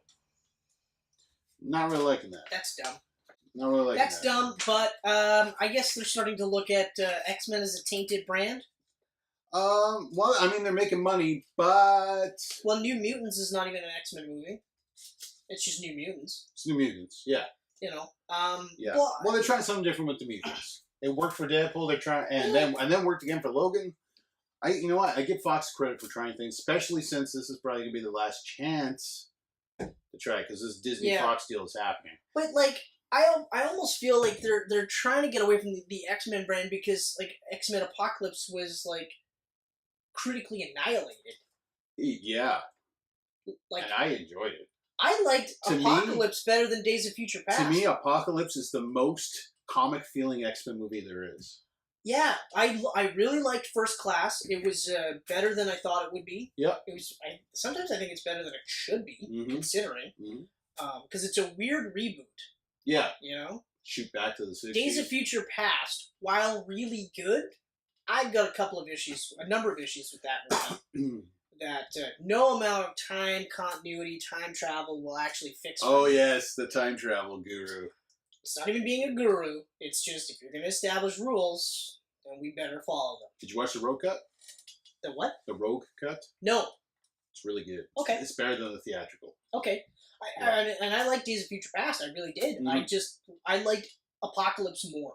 Yeah. I thought Apocalypse was a better movie. Apocalypse was awesome. When you see, like, Jean Grey cut loose, you see her when she walks out and she's going towards Apocalypse, I was like, oh. The Quicksilver scene. That was good. Which was great. And that was one of the things I loved in the first one. Yeah. It's not the first one. Yeah. But even Oscar Isaac's Apocalypse, everyone was like, oh, he's a Mighty Morphin Power Rangers villain. No. He was great. Yeah. They tweaked Apocalypse a bit. It's because they gave him the big blue lips. I mean, they tweaked him a bit. Yeah. Like, visually, they tweaked him quite a bit. Yeah, but they wanted to make him look more Egyptian. Yeah. Which I get. He's an Egyptian character. Yeah. I mean, Egyptians back in the day didn't have giant A's on their tummy. You know, I mean, they cut out the Celestial stuff. Well, you had to. Yeah. Because you can't talk about Celestials. Yeah, it's MCU. You know? So with Dark Phoenix, I haven't seen a trailer, but I mean, from the sounds of it, isn't it all the same people? Like all the same like director? And... Oh yeah. Well, no, it's not Bryan Singer. It's Simon Kinberg, who's been writing them and producing them for years now. That's right. He's making his. I haven't seen a trailer or anything like that, but I mean, I think it's going to do really. It got pushed back. It was originally coming out in November. Now it's February, and I think just because New Mutants got pushed back too, I think a lot of that has to do with them going. We better put endings on these just in case this is the last X-Men movie. I think you're right with the reshoots, which is a shame, especially when we get to New Mutants. Yeah, so Dark Phoenix, I mean, I don't know a lot about it, besides, I mean... I think we're probably going to see in and around the same numbers as Apocalypse. Yeah, and First Class. Yeah. Basically, the X-Men movies that didn't have Hugh Jackman in it, they make good money, but not huge money. Yeah, it's going to be in and around the same. I mean, it might be the better out of the three, but... it might make the most of the three because it is. I feel like you're right. Like it is going to be kind of a send off, which is a shame because some of the casting is really good. The casting's great. I mean, like, the Jean Grey. They complained about her. Her casting wasn't that bad at all. No. I mean, I remember there was reviews where like she could barely keep her accent straight, and I was like, no. Well, I mean, obviously casting Sophie Turner is just like, hey, Game of Thrones is huge right now. Let's put this girl in there. But she did a good enough job. She did a good job. You know, I had no problem with it. I like the '80s vibe. Ty Sheridan is an awesome Cyclops. Yes. He is such a good Cyclops. And he's really good. I forget the other kid's name, but the one that plays Nightcrawler. I was just going to say. So good. He's good. So good. I mean, to think that someone else could follow the original one. Yeah. Which is still really good, even though he, like Hellboy, had all those weird tattoos. And I was like, Jesus. But. So yeah, I mean, I can't say other than I want this to be a really good movie. I'm excited for it. I don't know how well it's going to do. I think it's going to do really good. Yep. I don't think it's going to be the biggest X-Men movie of all time, obviously. No. Likely it's obviously happening, but also likely this will be, other than New Mutants, which really is an X-Men movie, I think this is our last Fox X-Men movie. Yep, it is. Because that deal goes through, it's getting a relaunch. It is officially done. It's getting a relaunch. You might as well just say it's official. It's pretty much officially done. Barring anything unforeseen, it's pretty much it. So, which to me is unfortunate. I agree. I love my X-Men. I don't want X-Men. I love my X-Men more than the MCU. Yep. Yeah, you do. Yeah, and we're not going to see the mutants very often if they're shoved into the giant MCU sandbox. Because, like, there's logistically, how do you introduce these characters? Do you just say, well, it was a pocket universe? Well, no. The problem is they're going to bring them in now as, like, botched fucking Tony Stark experience or Hydra experience. I've also heard one of the theories is that they're going to be Inhumans. Essentially going to be Inhumans. Right. They'll be from the moon. Yeah, Terragon, Mist Explosion, and that's how mutants come about. Yeah. Because similar to how the Miracles were done, Quicksilver and Scarlet Witch. That makes me barf in my mouth. You know? So I agree. I don't... Man, I really wish... Like, I almost wish that Disney and Marvel recognize that they have an opportunity to do different movies instead of just folding it all in. Yeah. Okay? Like Fantastic Four. It doesn't need to be the same universe. Fantastic Four, okay, like you want to do that. But I feel the same way. Like, it doesn't have to be the same because while Infinity War was a really good juggling job, characters still got a short shrift.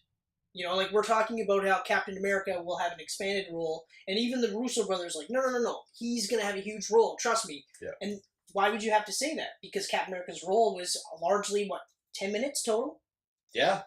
You know? Yeah. Spider-Man had more of a runtime than Captain America. Doctor Strange had more of a runtime. He had one of the larger runtimes. The biggest one. He and Tony Stark, I think, were like dueling for time. That's the only guy, people more than, Tony Stark and maybe Thanos and Gamora. And that'd be it for... Thor. Thor had a lot of screen time. Yeah. Thor actually, surprisingly, had probably the most outside of Thanos. You know? So Captain America is going to have a bigger role. Okay, fine. And then, of course, you got to plug in Ant-Man. You got to plug in Hawkeye. So if we have this movie, let's say we get Avengers versus X-Men. That's an 18-hour movie. Yeah. That's going to be 3 parts. 3 hours apiece. It's gonna be fucking crazy. You know what I love? You know what I love is that when the Sony Marvel deal went through, Civil War was already shooting. Yep. And they got Spider-Man. They managed to get him in. They moved that quick. Yep. If this deal wraps this fall, we may get a hint at Galactus or Surfer in the next one. And like I said, with the Fantastic Four and those characters, that's an easier fit. See, that... I'm pumped to see them in the MCU. That's an easier fit in the MCU, but X-Men just can totally stand on its own. And that's kind of what I'm hoping. I'm hoping that they sit there and go, okay, well, why don't we just have them stand on their own? Mm-hmm. Because, I mean, these movies are still doing really good numbers. Like, they're doing numbers that, like, other... not the big Avengers movie numbers are doing, or like Iron Man 3 or whatever. Yeah. Or Cap 3, you know, because those are all billion-dollar movies. Mm-hmm. But they're still doing really good. Like, we're talking, like, high 700s, like 6 to 8. Yeah. Is essentially where they're hovering around. Pretty much, yeah. 6 to 8. And I don't care who you are. Your movie's making 600 to 800 million on a budget of, let's say, 300 million. You're doing pretty fucking good. You're doing good. That's profit. You know? So yeah, I mean, I'm probably most excited just to see Doctor Doom in the MCU. Like, actually Doctor Doom. The real Doctor Doom. Yeah. Not whatever the fuck they tried to pull off. I mean, yeah. You know? Even if he's a mixture of, like, Mark Waid's run, where he was... Oh, kind of magical and stuff? He would really fit in with Doctor Strange, yeah, he was all kind of a cult-like, and he had, like, the cloak, but it wasn't, like, the old-school suit. He had, like, the symbols all over him. It was, yeah, it was a really cool take. Really he was cool. like, oh, man. And Doctor Doom is one of those characters that, like, you gotta nail. Yeah. You gotta nail. Yeah. Because he's so good. And they tried twice. 3 times technically. 3 times technically. 3 times technically. And neither of them are really any better. The first run was better, though. First run was... No, hold on. No. When I say 3 times, I'm talking... Oh, you're talking Corman. Or the Roger Corman. Reed, I will kill you! We still gotta do that. I want to watch that so bad. Anyway, next up. So March. Overall, I want Dark Phoenix to do so well that they actually sit there and say, "Hold on, let's just have them stand on their own." Yeah, that's what I want. I go like, you know what? We're gonna if Marvel decides to keep Deadpool going, he's in his own universe. They have no choice. They have no choice but to keep that going. The numbers justify. So why can't you just keep X-Men there with him? That's what I'm saying. That's what I'm saying. Like, keep it all under its own umbrella and leave it alone. Yeah, this is the X universe. Call it MCU X. I don't even give a shit. Yeah, you're right. If that's what it takes to keep them on their own, I'm with you on that. Put the FF over in the MCU. Leave the mutants alone. Okay, so next up, Captain Marvel. Captain Marvel. In March, obviously to beat Avengers 4. Yep. Because they got to introduce her. This is going to be huge. It's going to be gigantic. This is going to be huge for a number of reasons. This is the first Marvel female standalone role. Yep. Movie. Well, outside of Wasp. Standalone. Completely standalone. This isn't like Tony and... You could still say they're depending on Sam Jackson and other characters to be there. That's true. It's still going to be huge, though. They're introducing a character that they're talking about. The power scale is so huge that Thanos is, like, going to shit his pants when she shows up. Mm. Like, even though he's going to have... Oh, well, he's not going to have the Infinity Gauntlet, but he's still Thanos, right? Yeah. He's going to be like, guys, I'm out. Yeah. You guys win. Captain Marvel? Captain Marvel! How did you pull her out? I don't know how this happened. Who had the beeper? Who had the beeper? Yeah. He better have been dusted when I snapped my fingers. This one's gonna be huge. I actually almost feel like this could be $1 billion movie just like that. Because it's a lead-in. It's a lead-in to Avengers 4. It's gonna be $1 billion. I don't think it's gonna make Wonder Woman or Black Panther numbers, but it's gonna make big numbers. Well, Black Panther was $1 billion. Mm-hmm. Wonder Woman wasn't $1 billion, or was it? I want to say it was. It made a ton of money here alone. I'm breaking it. I'm breaking it. Break it. It's been really good, so I'm breaking it. So Captain Marvel, I'm excited for it. Brie Larson, I like. It'll be interesting. I want to see a trailer to see how she is in this role. I like Brie Larson, yeah. I like Brie Larson. The character, I feel like the character is going to be... Well, this is the Captain America character.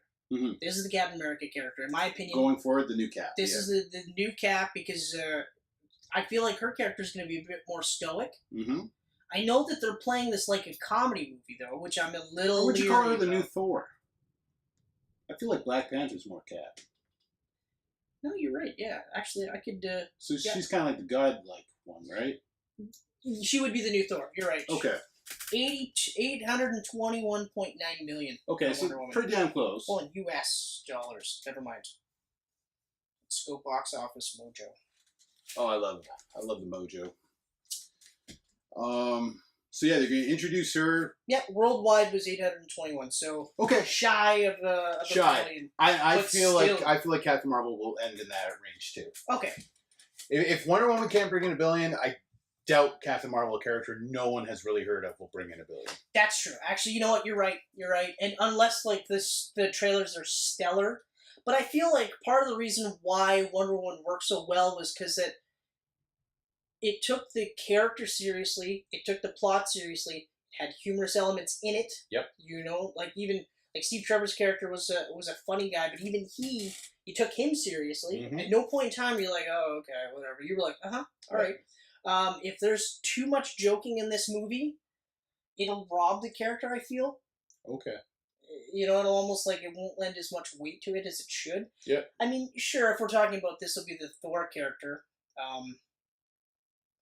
I also kind of thought of this more of like an Iron Man character as well. Yeah. We're gonna have to see how they introduce because I mean, Black Panther would be but then again, Spider-Man could be the Iron Man character. Spider-Man Doctor Strange could be the Iron Man character. So right. I mean, so as long as Spider-Man stays away from snark, then I'm fine. Suddenly he's like just biting. I'd be like, oh, Jesus. Yeah. But I'm excited for Captain Marvel. I want it to do really well. I want it to be good, actually, really. It's going to be good. I mean, at this rate, how many bad MCU movies has there been? Even the ones that I go, even the ones that I don't like still did really good. They do good. I mean, so I think this will do really good. I just hope it doesn't have a ton of forced humor. Yeah, I don't want it to go near the forced humor. You know, like I feel like because this needs to have the amount of humor that Doctor Strange had. Very lightly touched on. Yeah, because this is a character like if we're gonna draw comparisons, she's like Hal Jordan, Green Lantern, because she's in the United States Air Force. Yeah, she's an actual captain. Yep. Okay, so she's gonna be essentially a serious character for the most part. So having her suddenly be like Ryan Reynolds. Not so much his portrayal, because he was just doing what he was told to do. Yeah. But the fact that even Jeff Johns was like, yeah, we'll have Hal Jordan be a big fat Joker. Like Ryan Reynolds. We'll have him be like Ryan Reynolds. It's weird that they would do that. So if they do that with her, I'll be like, I don't know if that's a good idea. You could have comedic characters around her, because we're going to be talking about the Kree and Skrull War, which I think is really cool, and it's awesome that they're opening up that avenue and possibly lead into a Skrull invasion. Right. Oh, man. Well, then that leads you to, like, where do we end? If they do a secret invasion? They do the Skrull invasion, a secret invasion, whatever you want to call it. That's already a theory for Hulk and how he was acting in. Exactly, I read about that theory. Just yesterday, I read about it, and that's why he was having that battle, because the Skrull wasn't sure what Banner was doing or how to do either of these characters. Yeah, or characters, but you know what I mean. Yeah. But I mean, I hope it does really well. I mean, I always feel like, especially the older I get, I feel like having more of these heroes that can touch everybody. You know, like I love the idea of girls and boys growing up going like, oh yeah, I want to be like Wonder Woman. I love that idea. You know? And then so I kind of want the same idea for this one. Yeah. You know, I want that to be one of those things where like boys or girls doesn't matter. They'll just be like, yeah, I want to be like her. I tell you, man, 10 years ago, I never thought I would see Black Panther stuff in stores. No. And as big as it is. Yeah. If they can pull this with Captain Marvel. You know? I want it to. I mean, then we're like, seriously, just keep on going. That's right. Look at your most obscure characters. Everyone talks about like superhero fatigue. Well, keep putting out big movies, good movies, and you'll never see that fatigue. It's not going to end. I mean, if they can take their low list characters, not complete bottom, but lower, and make them these huge friggin' movies that kids and adults are talking about like crazy. Yeah. I might actually get my Darkhawk movie one day. Maybe. Although, that new book does sound pretty good. Yeah. I love Darkhawk. I love all those 90s obscure characters. What was it? Sleepwalker? Sleepwalker. Sleepwalker's premise is pretty cool. I love Sleepwalker. Visually looked really cool, too. Yeah. Darkhawk looked fucking awesome. Darkhawk's I know so that they cool. tweaked his costume towards the end of his run, but his original was amazing. His original was the best one of the bunch. It was the best one of the bunch. They went more mech-like later on. Yeah. Whereas, like, it was the perfect blend of, like, Nova Spider-Man. Yeah, exactly. You know? Exactly. So, maybe we'll see a Speedball movie. Nope.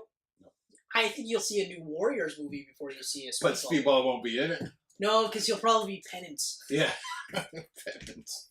Oh, man. Man. Why'd you bring that? Oh, I totally forgot about Good that. God, that was brutal. And I remember even just seeing the designs for Penance and then being like, Jesus Christ, this is morbid.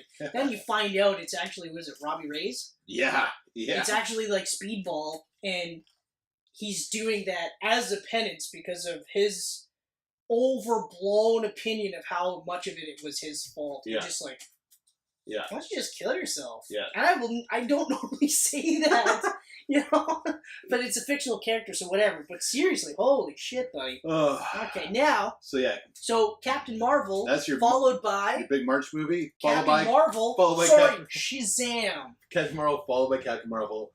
Although- Literally almost a month later. To be fair, I am glad that they're actually just using Shazam as his actual name now. Yeah. Moving forward, I mean, I love the idea of his name being Captain Marvel and Shazam is the name of the Mhm. title.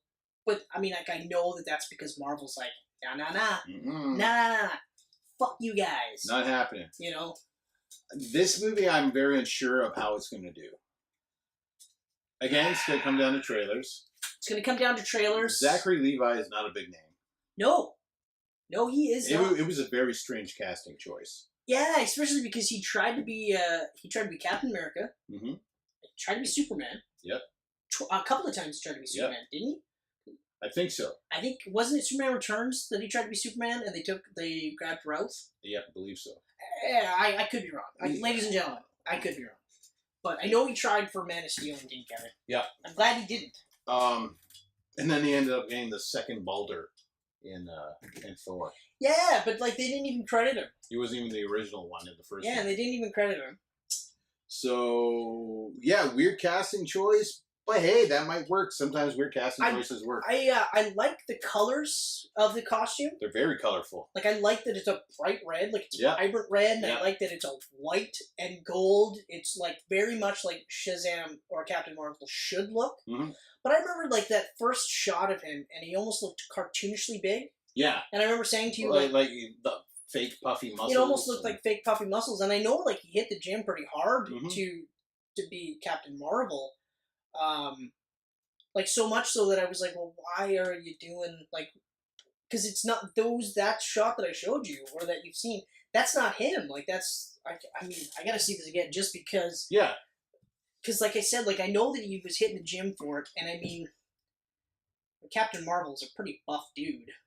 Yeah, I mean, he's a big buff dude. Like, I was expecting someone bigger, especially since he might eventually take on Dwayne Johnson as Black Adam.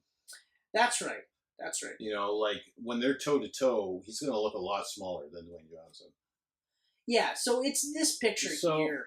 Yeah, okay. That picture there. Okay.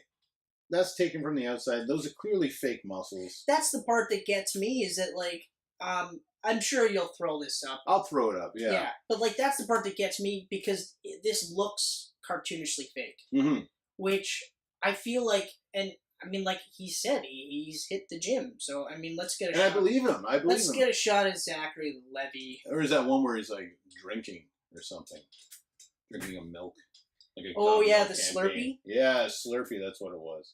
But, yeah, okay, so Yeah, even just seeing him beside the Slurpee campaign, Yeah. he looks pretty built. He looks built. He looks more built than I've ever seen him, and he was in Chuck, and he played like a secret agent. Yep. You know? Yeah. So, I mean, I'm not saying he's going to do bad. I think he'll probably be pretty good. And I want to say the movie will be good. It's really cool that... I like what they're doing with that movie, how it's a standalone. Yeah. They're saying it's not part of the DCEU. It is. If it's successful... If it's successful, it will be. I mean, who knows what DC's doing anymore? They're trying to do all these... 14 Joker movies. Yeah. It's getting ridiculous, the amount of Joker movies they're talking about. And none of them are actually happening. It's like, just shut up already. Yeah. Make the movie. Also, don't do a Joker movie. Yeah. Don't do a Joker movie. Yeah, that's stupid. You did Suicide Squad, okay, but you don't have to have 14 different villain movies. Yeah. I don't want to see a Deathstroke movie. No, I don't want to see it. I don't want to see any villain movie. I want to see Deathstroke as a bad guy, as a main bad guy. Yeah. Maybe in the Batman. Yeah. But I don't want to see, like, I don't fucking care about Lex Luthor. I don't want to see Lex Luthor movies, okay? Because if you do a bad guy movie, the bad guy has to win. Yeah. Because if the bad guy loses, well, then why not just do a superhero movie? What was the point of the movie then? You know? Exactly. Like, at least with Venom, they're playing him more like like a good guy, like sort of an anti-hero. Yeah. I mean... You know, at least that's the take they're going with that one. That's the like, plus side with making his origin film Spider-Man free. Standalone. So you can by not having Spider-Man in there, you don't have to worry about that whole thing. I think Shazam is... Man, like, I want it to do good. Because I like the character. I think the concept is one of those great characters for kids because you got a kid who says the magic word, and now he's a hero. You know what? That concept of it alone will maybe make it make more money. And it's smart that they're gearing it for kids, too. If they show it like they did the last Jumanji film, kids are going to dig it. Another good take on the character, and I think this is probably the one, if they're not mining this, then they should have, was that cartoon, the short, Superman and Shazam. Oh, yeah. That was awesome. That was a great cartoon. It was a great way to introduce Billy Batson. Yep. Billy Batson, and I know from what I've read that they're actually going to do the New 52 take for this character. Okay. So in this one, Billy Batson's kind of a shit. Okay. And he becomes a better hero. Like, he becomes a better person. Because of Shazam. Because of Shazam and all that stuff. Yeah. But I actually like the fact that just in general, Billy Batson is such a good kid that's why the wizard picks him and says, no, you get this powers. You get the strength of Solomon and the speed of Hermes and the, lightning of Zeus, Apollo, blah, blah, blah, blah, blah. It works out to Shazam. I used to know all of them. But anyway, like, I think that's a perfect take. You don't necessarily have to have the Superman stuff, but there's Black Adam in there. Yeah. But they're leaving Black Adam out of this. Because they want to give him his own movie. He's getting his own standalone movie. Which is stupid. So stupid. Yeah. Black Adam's interesting because he was the first Shazam, and he just turned bad. Yeah, see, well, I mean... But I mean, so still... maybe they'll do a prequel then to show him becoming... I mean, it all depends on how they do it. I feel like Dwayne Johnson has got to appear in this, even if it's an after-credit scene. He has to. It's got to be an after-credit scene. He's got to pop in, and I also think Superman's going to be in it. I actually kind of like the idea of Superman. I think we're going to see Henry Cavill make a cameo in this. Even if it says Clark Kent. Even if it's Clark. Because, like, in the movie I'm talking about, like, Clark Kent is actually interviewing Billy Batson because he's so enamored with the fact that this, like, life is shit on Billy Batson. Like, he's homeless. Yeah. But he's still this good guy, like, this really good kid, just wants to help people. So when he finally gets the opportunity to do that, he goes for it. Yeah. And they have this awesome scene where he's, like, literally about to kill Black Adam because he realizes, like, he's never going to stop. And then Superman's just like, yeah, but then you're no better than him. Yeah. That kind of thing. And he's just like, yeah, you're right. And he doesn't kill him, but he fucks him up, and, you know, and that's that. I was just... That's probably one of my favorite ones. Yeah, see, if they do that, I would really like that. That'd be really great. I mean, it skews for kids, but it's just adult enough. Yeah. Plus, like, it really sells the fact that, like, if you're going to be a good kid, good things will happen to you. Because even at one point he says, Billy Batson goes like, do good and good things will happen to you. And that's what his parents have said. And he's like, but sometimes it's really hard being good. And then Superman just goes, yeah, but I mean, it's always easy to be bad, but it means more when you're good, that kind of stuff. I was just like, man, it's fucking great. I have high hopes for the movie. I have high hopes for Zachary Levi. I think he's going to do really good. I think he'll be a better Captain Marvel than he wants to admit that he would be a Superman. Okay.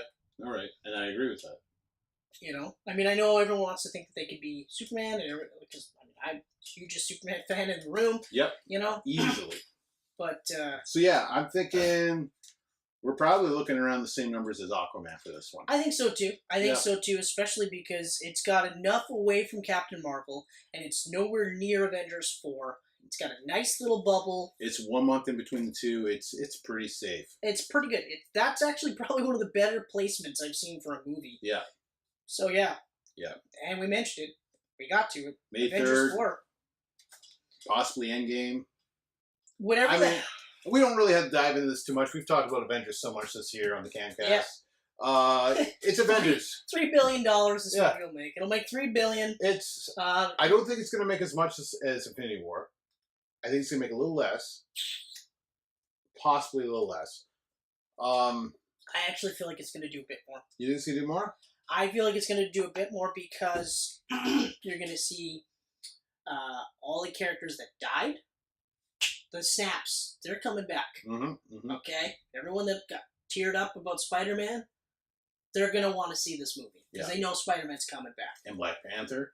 And Black Panther's coming back. back. The fact that they made him disappear after his hit movie. Plus, we're talking about rewriting the first Avengers movie. Yep. We're talking about send-off of potentially every one of the original cast. Potentially. Yep. Okay? I mean, Thor's a wild card. Black Widow's a wild card. Cap and Iron Man are pretty much done. Cap's done. Iron Man is done. Hawkeye's done. Hawkeye's done. I think this could be the last time we see Bruce Banner, but I think Mark Ruffalo could continue as the Hulk alone. Right, because there's had to be rumors that he's going to be Smart Hulk. He could be 60 years old and still in the Hulk if he wanted But to. that's what I mean. Like, they're talking about Smart Hulk for a run. Yeah. So, unless they have some sort of a negotiation with Paramount, or even just buy the rights, which I'm surprised with the amount of money that Disney/Marvel has right now that they can't just go, hey, Paramount. They cannot get Hulk away from Universal. Oh, Universal, yes. And after the Comcast Disney debacle with Fox, they're not getting Hulk away from Universal. But that's the same reason we haven't seen Neymar, because Universal has the rights. Oh, that's why. That's why we haven't seen Neymar. Holy shit. Yep, they have the rights. Huh. So imagine if they did a Neymar movie based off that Neymar miniseries that was created by Assad Ribic. Yeah. I would be so pumped. And instead of the people in the submarine? Mm-hmm. Man, that was crazy. Yeah. But yeah, oh my god, that'd be nuts. But so yeah, Avengers 4. Good. I feel like it's gonna do better. Well, what are we looking at this year? Yeah, Avengers 4. Well, maybe Star Wars, but Avengers 4 is the biggest movie of the year. It's gonna be the biggest movie of the year. I feel like it's gonna do. Well, I mean, it made $2 billion. Yeah. It made $2 billion. It passed $2 billion. It made $2 billion. First summer movie in history to make $2 billion. That's right. Because it made $1 billion in record time. Yeah. So when it made I think it was a week. Yeah, it was so short. I was like, "There's no way it's not making $2 billion." And what was the other one that made $2 billion?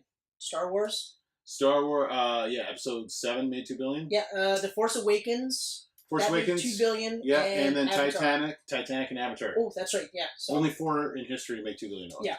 And I called that, and you didn't think that Avengers 3 was going to do $2 billion. I was like, it's going to do it, and then. I was skeptical just because of the summer. They call it the summer curse, right? Yeah. Everything's going on in the summer. There's so many movies coming out. Yeah. The other 3 all released in December. They're all December movies. Wait, what? Avatar, Star Wars, yes. Titanic. That's right. All December movies. That's right. So, I feel like it's going to do just over $2 billion. I think, I loved Infinity War. Mm-hmm. I have a feeling I'm gonna.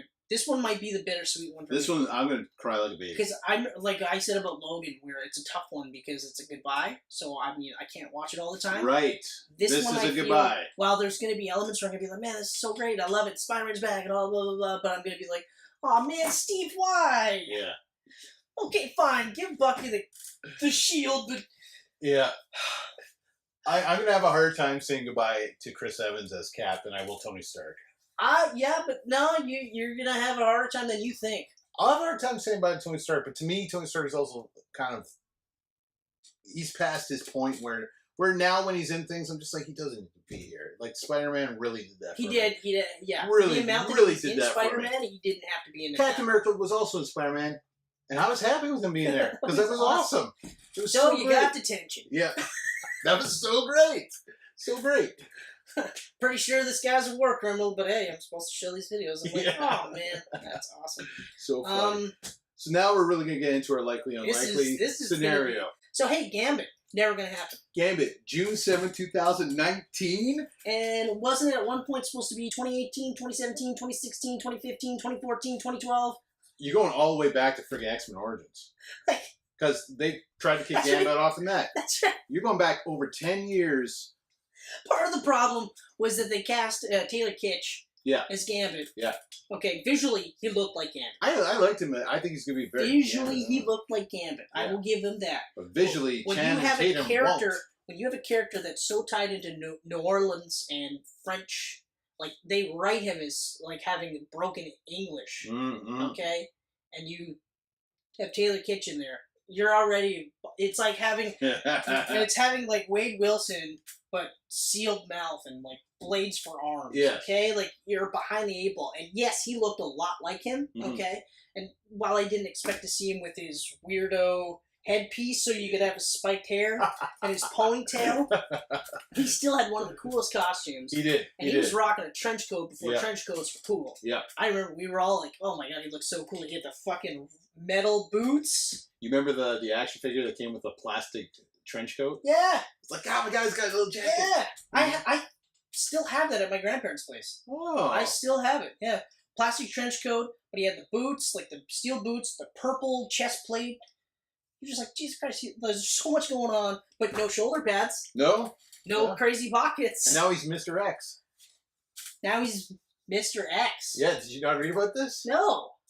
I heard about, like, King Pride and Colossus were about to get married, and they didn't, so Rogue and Gambit didn't stand. So Marvel for the last 4 months has been soliciting this new comic series called X Classified. They wouldn't tell you what the title was. Right, okay. Yeah. They've announced now it's Mr. and Mrs. X. It's a new Gambit Rogue ongoing. That is disgusting. It's so bad. That's so gross. It's bad enough that you've got Phantom X, Phantom X's body, Professor X's mind. Yeah. And he's got a full head of hair. And he can walk. Waiting for that to be retconned. All of a sudden, Phantom I'm waiting X for all of it to get retconned. X-Men needs to get back to what made it good. Okay, so Gambit, I feel Gambit's never going to get... Gambit's not happening. I mean... It doesn't matter. You could say over and over again, well, Channing Tatum's attached. Well, good for him. You know what my favorite part was for, like, what? It was 2 weeks where he wasn't attached? Yeah. He was attached, and he was pushing hard for it. Like Ryan Reynolds was for Deadpool. He was even at the San Diego Comic-Con when they had the whole cast of Days of Future Past. They even brought him out as Gambit. Like, and it's our Gambit! He's like, hey! Yeah. It's like, this guy... Even though, I gotta tell you, as far as, like, who I would cast as Gambit, not a bad choice. It's not bad, but I mean, by the time they shoot this thing, he's gonna be 50. Like, you know what I mean? Like, he's just so old and decrepit. Yeah. You know, now that you got man tits, let's do it. Yeah, it's just be Gambit. Yeah. Like when he's in his Marlon Brando phase where he's just eating and smoking and he's not even like reading scripts. He's just like, I don't want to know. Just put it on the butt of a diaper and I'll read it off of there. Those are not a bad Marlon Brando. That was actually pretty good. For a guy that doesn't pretty good. That was actually pretty good. I gotta say, I looked away for a moment. You're doing the voice. I was like, wow.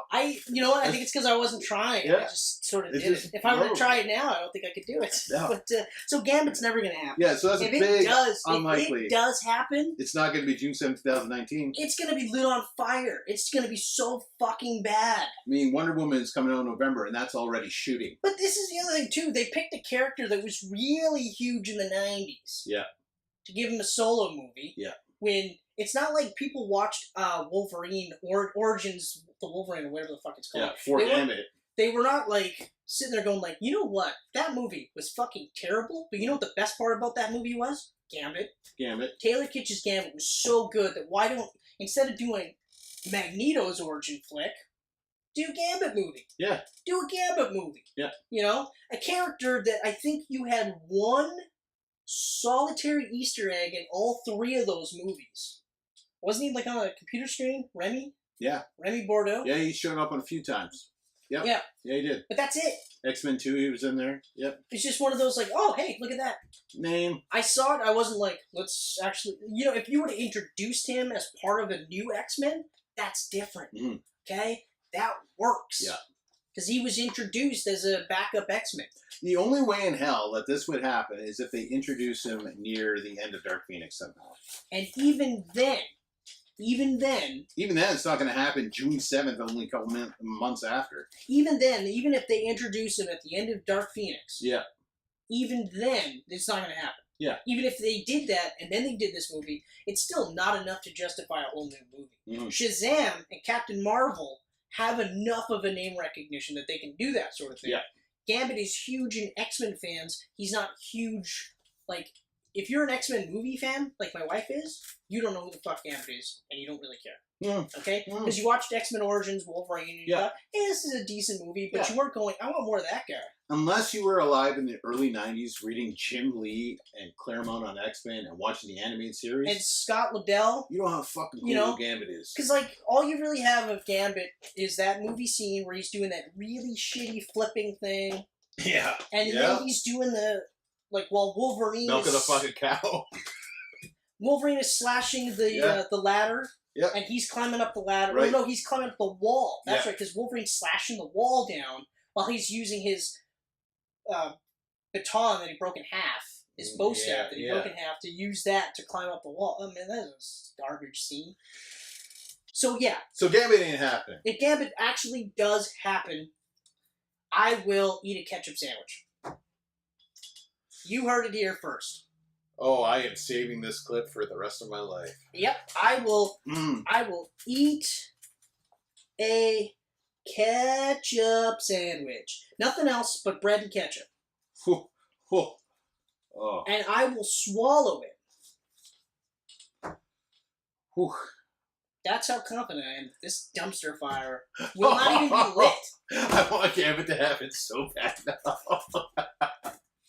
I feel sorry for you if it happens.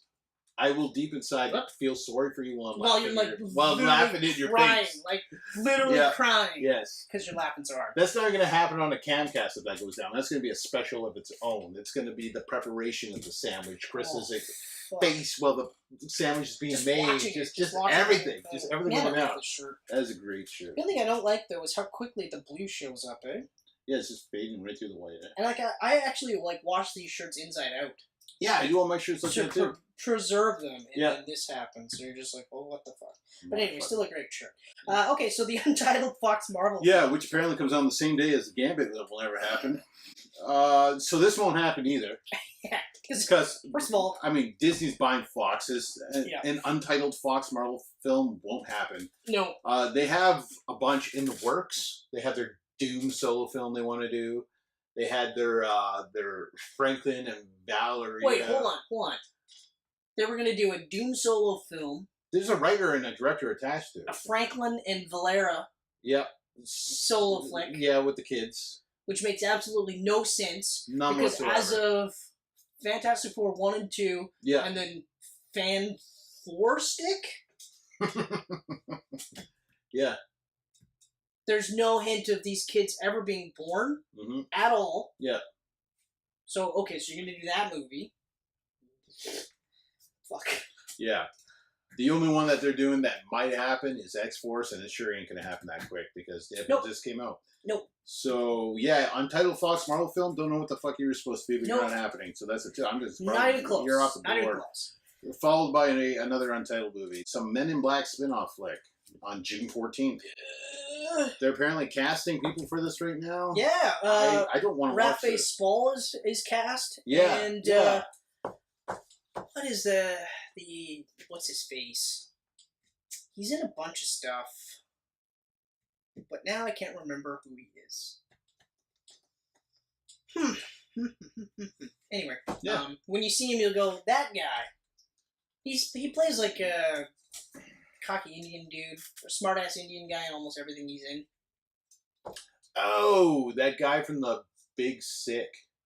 Yes, that guy. I don't know his name, though. So he's cast in this, too. Okay. So the casting is great, but this is a movie that started off as...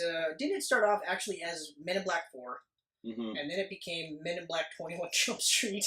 Yes, that was going to happen. to be fair, is just bonkers enough that if that happened, I would have watched it. I would have watched I probably would have watched it in the theater, too. Yeah. Just because I was like, what the fuck? And then now it's so this is a spin-off film where it's set in the same universe, which is different characters. Right. But then there's also talk that this was also a reboot. Mm-hmm. They haven't really figured out what they're doing with this. I mean, if you're gonna reboot it. I don't give a shit at this point. I mean, Sony's all gung ho for the Men in Black. I think this is likely. This will happen. I don't think it's going to make this June 14, 2019. I agree. I think this is going to be pushed back. We probably won't see it until 2020. Yeah, 2020 at the earliest. I mean, to be fair, out of the 3 movies, the second one is the worst of the 3. Yeah. And even it's not that bad. The third was pretty good. It brought me back. I actually really liked the third. Was really good, I really liked it. I mean... But Men in Black's been one of those movies, like, I've enjoyed them, but I've never really loved them. Like, it's never when they're like, Men in Black 2's happening, I was just like, Men in Black 3's happening. I'm like, I was pumped for Men in Black 2, and then I watched it, and I was like, okay, alright. I actually didn't watch 1 in the theater. I watched Men in Black in the theater. The first one? And I watched Men in Black 2 in the theater. My dad and I saw both of them. Right, I remember you and your dad watched that. Yeah, we watched both of those in the theater. We didn't see the third one in the theater because it was so far removed, and I can't remember what was going on. There was a reason why. Because I had mentioned that I wanted to see that in the theater with him. We didn't for whatever reason. Mm-hmm. And then I ended up watching it on Netflix, and I was like, oh, wow, this is actually really good. It was really good. Really good. I liked it. I think the biggest problem was that it was too far removed, you know? Mm-hmm. But that's an example of a time travel movie that's actually really well done. Yes. Okay? They don't delve too much into the time travel aspect so that you don't think about it too much, but they do just enough. So even though you might go, yeah, but why would this happen? And I feel like I don't want to talk too much about it because I think Men in Black, like I said before, last Camcast actually, I said we should do that one. So, yeah, Untitled Men in Black movie will get made, just not in 2019. Yeah. If it does, it's going to be garbage. It'll be a fucking throwaway movie. Yeah, it won't make... Hey, it already won't make the movie the original trilogy had. Nope. Cowboy Ninja Viking? Yep. Comes June 28, I'm not 2019. sure. I don't even think I've heard of this. No, it's an Image comic book series. Yes, I did hear about this. Chris Pratt is attached to the star. That's right, I heard about this. That's right. It is going forward. It's not filming yet, though, so I don't know if it's going to make a June 28th release date. Nope. Sometimes I think they just pick a date. They pick a date. I mean, why not? You nail a date, why not? Grab your dates. I think it probably will happen eventually. I don't think it'll happen in 2019, and if it does, if it keeps this date, then it's dumb because it's literally like a week away, or maybe 2 weeks away. It's a week away. Yeah, it's a week away from Spider-Man Far From Home, and that's just going to destroy it. Yeah. It's just going to destroy it. It's not a summer movie, and that's why I think it's going to get pushed back. I think it will get released that year, but in the fall. I'm thinking like a November. That might actually be a smarter move. Yeah, well, November's looking pretty busy too. Well, we'll see. I don't know. That's such it's ridiculous. Like, it's a gonzo. Look at this. Every month now, we get 1 to 2, maybe 3 superhero movies. It's crazy. Never thought I would ever see this in my life. No. I think that it's likely it'll happen. It'll happen from the sound of it, based on what you're saying. It's likely to happen. It shouldn't happen there. It's a guy with split personalities.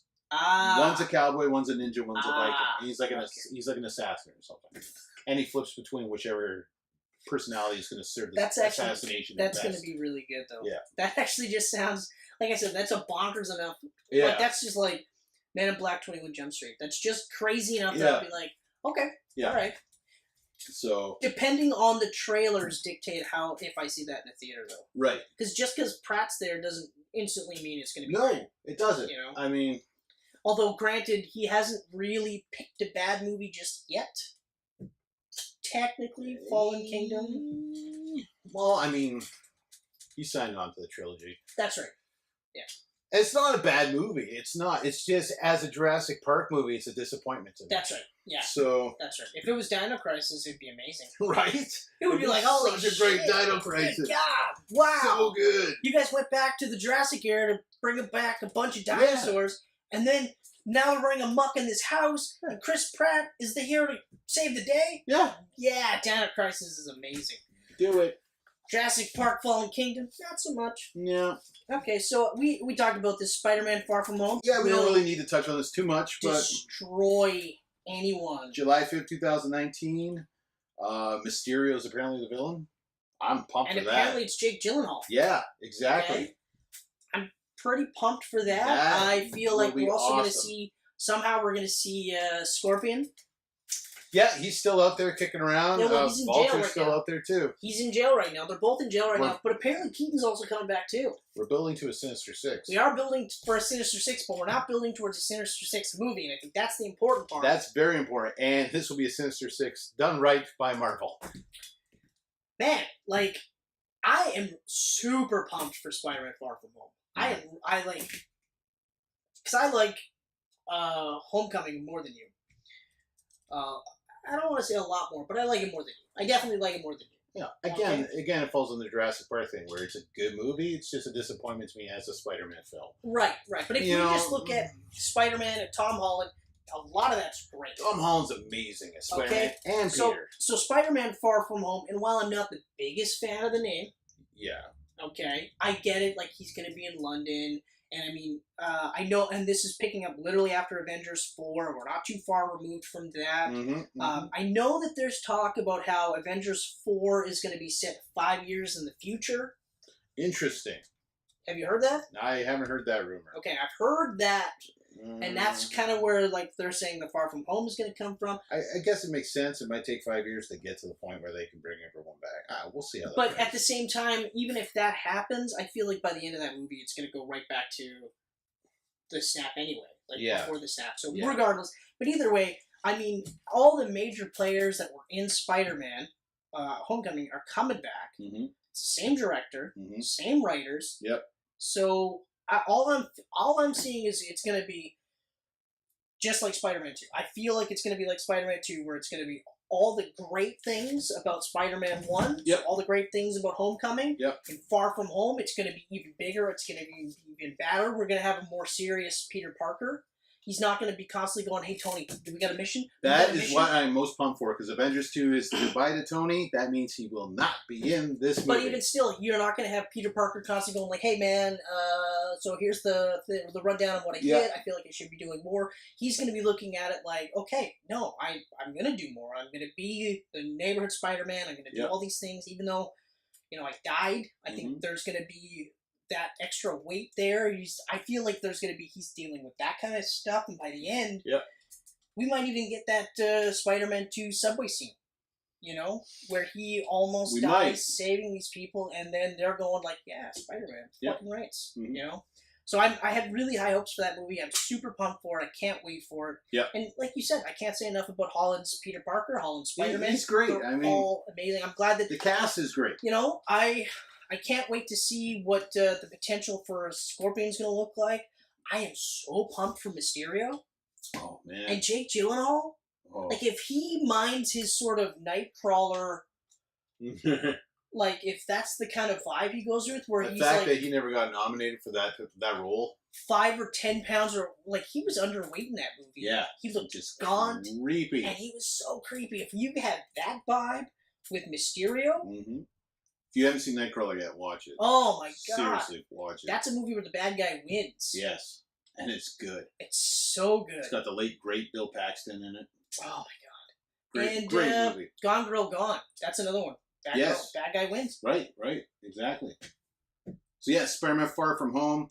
Money-wise, big money. Oh, man. Big money. It's going to make way more than Homecoming. I actually think Homecoming was 7. Yeah, about that. 7, give or take. 750. Still not quite up to where the original Raimi films made it. This one has the potential to get $1 billion. Easily. Especially coming off Avengers 4. Coming off Avengers 4. Yeah. It's the first Marvel movie that's coming off Avengers 4. Yeah. Spider-Man Homecoming was huge. A lot of good. I think Spider-Man Homecoming did better than Amazing Spider-Man 2. Not by much. It did. No. Well, Amazing Spider-Man 2 didn't make that much. No, that's right. No, it didn't. This made more than both the Amazing Spider-Man movies. That's right. And I think it made just a little bit more than Spidey 3. 1 and 2 are still the biggest Spidey movies. Yes. So yeah. I do think this will be the biggest Spider-Man movie when it comes out. Yeah. It's going to be kind of bittersweet, though, because then Spider-Man Homework. Hey, that's not bad. Homeward Bound. That's when we made the Homeward joke Bound. of the other I guy. actually read that Kevin Feige? You're nailing it. You're nailing it. I'm really thinking about it, though, before I say it. I know. Because I don't want to say the bad way, you know? Faggy, I'll say. Faggy, thank you. I don't want to say that. That. He said they kept home in the title just because he liked the way the home with the little Spidey symbol looked. Yeah. I was like, that's weird. You can't do that with another O? Why is it gotta agree. Like, I thought that was a weird way to do it, too. Yeah. I mean, like, I kind of hope that in the third movie we do away with any sort of... Like, I know why they're not calling it Spider-Man 2 and Spider-Man 3, and I get that, but maybe for Spider-Man, maybe the new trilogy is, like, spectacular. Mm-hmm. Whatever. Anyway. Whatever. That's going to be huge. So likely. New Mutants. That's happening. I was super excited to see. When I saw that trailer for New Mutants... I'm still excited to see it. The reshoots freaked me out. The reshoots really freaked me out. It was supposed to come out April of this year. That's exactly now it. it's coming out in August of 2019. That is almost a year and a half pushback. I know, and big reshoots. Like tons of reshoots. Now, what I've read was that they're saying, well, they're adding another character. They're adding another character. I read that. I've also read that they're actually going for a little bit more of a horror vibe. More horror. Which I don't buy. And I think even though they haven't said it, I think it's, I think they originally had a cliffhanger ending and they're changing the ending up. To make it more of a final. Yeah. Because honestly, this is it. I mean, New Mutants is going to be the last X-Men movie ever by Fox. Like, if you would have actually sat there and said, you know, Chris, they're going to come out with a movie set in the X-Men world, and it's going to be a horror flick, I would have been like, ha ha ha, you fucking crazy. That shit's never going to happen. How are they going to do it? Yeah. That's the dumbest thing I ever heard. Are you for real? Get the fuck off my Camcast. And you'd have been like, it's our Camcast. But regardless, either way, but that trailer was me going, I can't fucking believe they're doing a horror flick with X-Men characters. And they're X-Men characters. Yeah, it's New Mutants. And New Mutants was a book, and these characters were in that. Yeah. But that's all X-Men characters. Oh, yeah. And it looked just scary enough where I was like, ooh. But it didn't look like, okay, no one's going to watch that. Or, like, some people are going to watch it, but it's mostly just horror fans. It was like a sort of a broader appeal horror flick. I was like, are you kidding me? This looks crazy good. I loved it. Yeah. I thought this was such an interesting take that I was like, man, this is awesome. And then it's like, and it's coming out this year? This is even better. And then all of a sudden it's like, no. But then the talks with Disney happened. As soon as that started happening, and it can't be coincidence, this got pushed back, and Dark Phoenix got pushed back, as soon as those talks started happening. Oh, there's no way it's not a coincidence. It was literally just like, oh yeah, so Disney's going to buy everything. Mm-hmm. Oh, okay, well, fuck.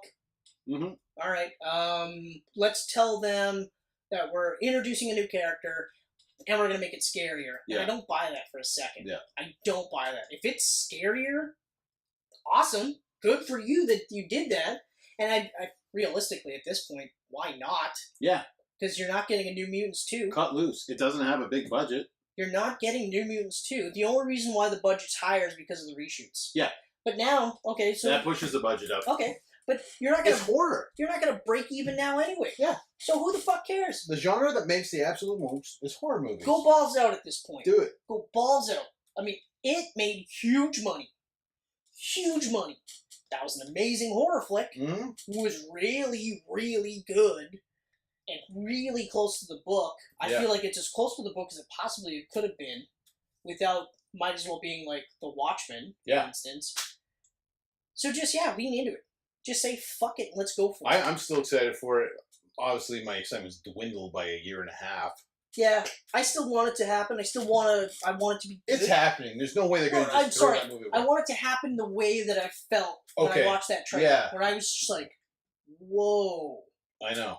Holy fuck. I don't want to start watching it and be like, oh, and then all of a sudden just be like, okay. I was so excited for 2018 as an X-Men fan because I was like, I'm getting 3 mutant movies this year. Yeah. And then they pushed 2 of them back into 2019. I was just like, yeah, exactly. Fuck. And I feel like the only reason why Deadpool didn't get pushed back was because Reynolds and company was like, no. No. Fuck off, Disney. Yeah. So needless yeah, to say. likely it's happening. Yeah. Next one on the list, October 11th. That's quite a big jump, though. We actually don't have anything in September. Yeah. We got nothing in October September. 11th, the Crow reboot. Unlikely. It's not happening. Because Momoa. last month, Momoa dropped left. out. And Momoa said, hey, you know what? He said, what was it? It's, he really hopes it does get made, but he doesn't think it will. No. So, and Corin Hardy, the writer-director who had a full script and it was all ready to go, also dropped out. It's amazing to me they haven't Who owns the rights to that? Like, who owns this? Well, James O'Barr has the rights to the film now. Is it but I Cinema? think it's still Lionsgate. Or Lionsgate. I want to say Lionsgate. It just seems so weird that they were so close. They were close, and then just like that, gone. Scrapped. So unlikely. One day it's going to happen. I mean, we are almost 25 years away from the first now. No, I agree. It's going to happen one day. Why does it have to be a reboot, though? I don't know. Apparently, the 94 classic didn't really follow the comic book as much. And this is going to be more like right from the page. Yeah, Top Dollar died in like the first 2 pages or something. Yeah. So, like, the way they do it in the movie, the movie is so good. It was amazing. The movie is so fucking good. It has an absolutely stellar soundtrack. Yeah. All right. Granted, City of Angels is terrible. I didn't mind Salvation, though. Salvation was okay. It was okay. The thing I didn't like about Salvation... It's the best of the sequels. The thing I didn't like about Salvation... You know what? This is another thing we should just say for another Camcast. A Crow? Yeah. Because it's got 3 movies... Well, it's got 4. We don't talk about number 4. It was for Dark Vengeance, or whatever the fuck it was called? What was it called? It was so bad, though. I watched it. Because it was Eddie Furlong, and he was like balls deep in his drug reign, and Tara Reid and David Boreanaz. Boreanaz, that's right. Yes, Angel. He was in it as well. Yeah. So we'll just do the first 3. Okay, yeah. Because there was parts that I liked about the third. There's some parts I liked about the second, but yeah, the first was awesome. Yeah. So. I still think like one of the best Crow movies they should have done was it's a woman. She's Skin and Bone. Yeah. So good. She was like an Irish officer. They should, and when she gets killed, she's pregnant. I don't know why they keep making these original sequels. And that's why she comes back, but she doesn't come back right away. She comes back like later, couple of years or later or whatever. Yeah. But it's all because she was pregnant when she was killed, and I was like, that would be crazy. That would be absolutely crazy. That would be so good. You know? There was this Crow comic book. I think it was a sequel to the original. I'm brain farting on the name right now, but it followed this Native American man. It took place in the 1800s. Yes. Jumped forward. It was always so amazing to me. I actually wrote a screenplay on that. I called it Cry of the Crow. Yes, I remember that. You even drew up a poster for it. I did everything. And the crow, I made the eyes, and they were crying. Yeah, I made a full project out of it in high school. I remember that, yeah. To me, that would have been a great movie. Huh. And honestly, I don't think you need to remake that first because there is so much. I was just going to say, like, to do a remake, you don't need to. It's like, it's how I feel about remaking The Second Fly. It's like, it's so good the way it is. Yeah. Unless you have something absolutely new that you need to say, and you're going to use this to do it, maybe. But yeah, no, I agree. So yeah, I'm actually kind of glad. Unlikely. I'm glad that it for didn't. Now. And I mean, it's nothing against Momoa, even though visually I don't think he would have made. Well, he did. He did a makeup test online. You can see it. Even still, I think it's because he's too jacked. He's too jacked. That's not Eric Draven Brandon, in my mind. Brandon Lee. I liked that he was like he had build, more lanky, but he looked like a rock star. Exactly. And I know rock stars look like they work out now too, and I get that. They're jacked now. But like, I just like the visual of this like skinny dude, beating the fuck out of everybody because he's already dead. Mm-hmm. And even the way he plays it, I love. Even in the interview, he goes like, "Well, I just kind of thought like, well, man, I'm dead and I come back to life. Wouldn't that be a little crazy?" And I was like, yeah. Honestly, if you're going to cast a Justice League member, Ezra Miller would play a better Crow. Yes, exactly. To me, that's what the Crow would look like. Visually, yes, but he wouldn't. I wouldn't want him to be like Barry Allen in the movie, though. No. Even though he's great and Yeah. he's so good. He's a good actor, though. Okay. Next up on the list is obviously happening. Wonder Woman 1984. I love that they're calling it 1984. So do I. It's I like so that they good. said that they were going to have it set in the 80s, and then they literally went 1984. I even like that it's WW84. Yeah, You know? me too. I like that it's they don't really change the costume. It's largely the same. I mean, I think there's a couple of tweaks, but it's nothing major. I'm And Steve Trevor. I'm not sure if I'm happy about him returning though, because I loved his goodbye in the first movie. My complaint with that movie was that we didn't see enough of Etta Candy, Yeah. and we didn't see enough of Steve Trevor, and that we're never going to see them again because they're already dead. Well, Etta Candy ain't coming back. No, she ain't. Well, maybe. It's got to be a reason. I don't think this is really Steve Trevor that we're seeing. I don't think There's so. something either. going on with that. But even in the screenshots, they're making it look like he's experiencing the world for the first time since he's been gone. Yeah. So I feel like it is Steve Trevor. Well, I don't know. But we don't know how they're going to do this. Kristen Wiig as Cheetah. That's interesting. That was a surprise casting for me because She's they cast someone else originally. She's a great actress. You watch her in a drama, she knows she's a great I'm not. I actress. am not disputing that at all. I'm just saying it's an interesting casting. To see her as like this half Catwoman. Yeah.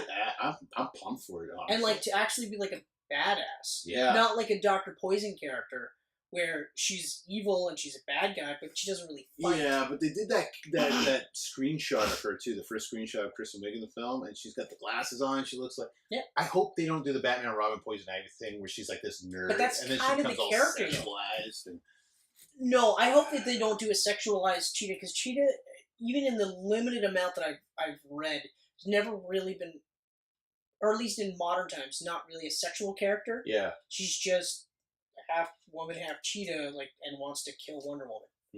Mm-hmm. And she's got speed, she's got strength, so she's I think visually these could potentially be great fight scenes. Oh, dude, so But good. I do because the character, one of the incarnations of the character, whether it's post or pre or whatever continuity of Crisis, she's an archaeologist. Mm-hmm. So I feel like she would be kind of a nerdy character. She would be like Tomb Raider, yeah, or Indiana Jones. Most of the time they're nerdy people, right? Yeah. So, so that kind of works. I just hope it's not like Jamie Foxx as Electro, where it's super nerdy. Yeah. Where you're just well, no wonder nobody wants to talk to you. Oh man, he you're was just totally ripping Jim Carrey from Batman Forever. and especially because every incarnation of Electro. What's his face? Flint. I can't even remember his name now. Anyway, his alter ego has never been a nerd. Yeah. Oh, it's Max something. Max. That's Max Dillon. That's Max right. Dillon. Max Okay. Dillon. He was a bad guy. He was a criminal. Mhm. And then science accident. Now he's Electro, so he's going to be a better villain, right? Yep. But he was never a nerd. I remember just even looking back at it when they first did that. I remember thinking, why would you make him a nerd? Yeah. Fox could play a good bad guy. Yeah. And then you ramp him up and have him look like the ultimate, because he looked really cool as Electro. Yeah. It's just the motivations behind it. I was just yeah. Now everyone will see me, Electro, and the dubstep beat. Oh fuck. Anyway, so Wonder Woman, I'm pumped for it. I can't wait. Gonna make big money. It's gonna be awesome. I'm excited. Oh my god, I can't wait. Sonic the Hedgehog. Sonic the Hedgehog becoming a movie. Yep. A live action animation mashup of sorts. And Jim Carrey just signed on the star. Interesting. You couldn't get. Not as Sonic though. Oh. As Dr. Robotnik. So who's gonna do Sonic? Is it Jaleel White? They haven't announced yet. Oh man.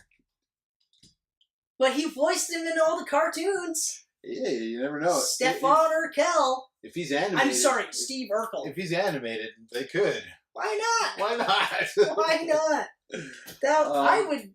You know what? This one I don't care about. Yeah, Sonic the Hedgehog is on here though because it's been an ongoing comic series since '92. Yeah. Oh yeah. It's absolutely a huge comic series. But I mean, so it's happening likely. I honestly I think it'll. The Jim Carrey nut in me is pumped for it. I'm not excited for a Sonic movie, but I'm excited to see Jim Carrey in it. It'll be interesting to see or to hear his portrayal of Robotnik. Yeah. So, Untitled Fox Marvel Film 2, the sequel to #1. Yeah, we already know. So that's also not happening. Hey, You know what? Another movie in 2019 is gonna make $2 billion. Mm. Star Wars Episode 9. It's tough to say, man. You got J.J. Abrams returning now. That's good. You're coming off of The Last Jedi, though, that pissed off a lot of Star Wars fans. And it also made $300 million less. True. It made Even quite a bit less than. I liked The Last Jedi more than I liked The Force Awakens. Interesting. I find that people are either like that or hate it. There's no happy medium. I mean, I really liked The Force Awakens. Is for the same reasons why I like Jurassic World. Mm-hmm. It's a updated version Of the original. but it's done really well. Yeah. Like, I mean, a lot of people were like, it literally feels like A New Hope, and I watched it, and I was like, I could see the similarities, but at no point in time was I literally like, oh man, this is exactly the same. It's just dialed up, and I really liked it, but I also really liked Last Jedi. Really liked it. Yep. They did a lot of different things. Like, this, I feel like, and I'll do this really quick, because I feel like this is something we'll touch upon after this movie, the Camcast. Oh yeah, well, I mean, yeah, we'll do the Star But, like, Wars. I feel like The Last Jedi did exactly what I wanted to see from Fallen Kingdom. Okay. Where they did enough of their own new stuff so that it stands on its own. So it's not like the Lost World reboot. It's not like The Empire Strikes Back, the reboot. You know what I mean? Mm-hmm. There are elements to it, but it's not as close like an updated version as like The Force Awakens. Okay. You know what I mean? Yeah. There's so much good in that movie. So much good. There's a lot good in it. The whole end fight scene with Skywalker and in the desert and the red sand. I know a lot of people were really mad with the portrayal of Luke Skywalker, and I was a little iffy on it at first too, but then once you get to that end sequence, I felt like that really actually worked. Mm-hmm. In my opinion, really helped sell it. You know, but I need to rewatch it. It's like a Fallen Kingdom where I need to rewatch it. I don't hate it by any means. It's just out of all the new movies, besides Han Solo, because I haven't watched it yet, my least favorite. Okay. Rogue One is my favorite. I loved Rogue One. I couldn't even get through that one. Really? I loved Rogue One. Yeah, I see. My biggest problem is that I already know how it ends. Also, my other big problem is I didn't really need to know why that happened. Mm-hmm. You know what I mean? Oh no, I totally get that. And I love Mads Mikkelsen. Like, he's amazing. So I mean, I do want to see it. I have to finish it just for that. Give it a watch because I think you'll like it if. But I do feel like Star Wars will do $2 billion. Yeah. Yep. I'm kind of on the fence. I don't think it's going to touch Force Awakens money. You're looking at Force Awakens like people have been waiting 30 years for that movie. It was going to make even though big they sat money. through 3 prequels. They don't remember those. But the prequels didn't even do that kind of money. No, they didn't. Phantom Menace made a ton of money. Phantom Menace made a ton of money because that was the first one in forever. Yeah, but so that had the benefit. And okay, I see where you're kind of going with this. So there is that element that Force Awakens had the benefit of that as well too. Mm. So maybe it might not do $2 billion. It's still going to do ridiculous. It's going to do a lot. It's going to do a lot. I still think Avengers 4 is the biggest movie of 2019. It might be the lowest grossing of the newest trilogy, but even still, you're still putting it in. I will say $1.5 billion for sure. Oh yeah, this is above Last Jedi, under Force Awakens. Because it's funny how much people said they hated The Last Jedi, and yet it still made ridiculous money. Yeah. Well, of course it did. It's still Star Wars. At the end of the day, it's... Yeah. You know, and then, December 18th. This is our last movie for 2019 right here. Who's in it? I don't know. Literally, this is the first I've heard of this. Really? Yeah, they're working on it. Don't really know a whole ton of it. You can look it up on your phone. Who's in it? Who's directing it? I believe there is a director on board. Okay.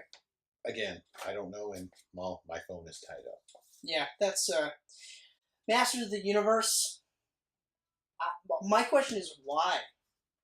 Why not? It's a huge property. I'm surprised it hasn't been remade already.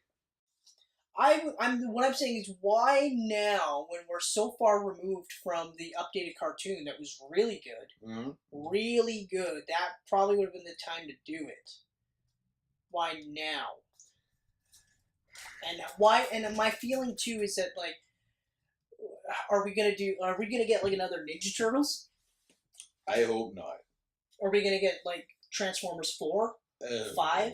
If we get a Transformers 1, I'm okay with that. We get a Transformers 1, I'm okay with that. Yeah. If we get a 1980s Ninja Turtles, I'm okay with that. Yeah. See, the thing is that, like, it's not just Master of the Universe. Like, okay, so the original movie, if you really think about it, and I liked that when I was a kid, if you really think about it, it's not really a Masters of the Universe movie.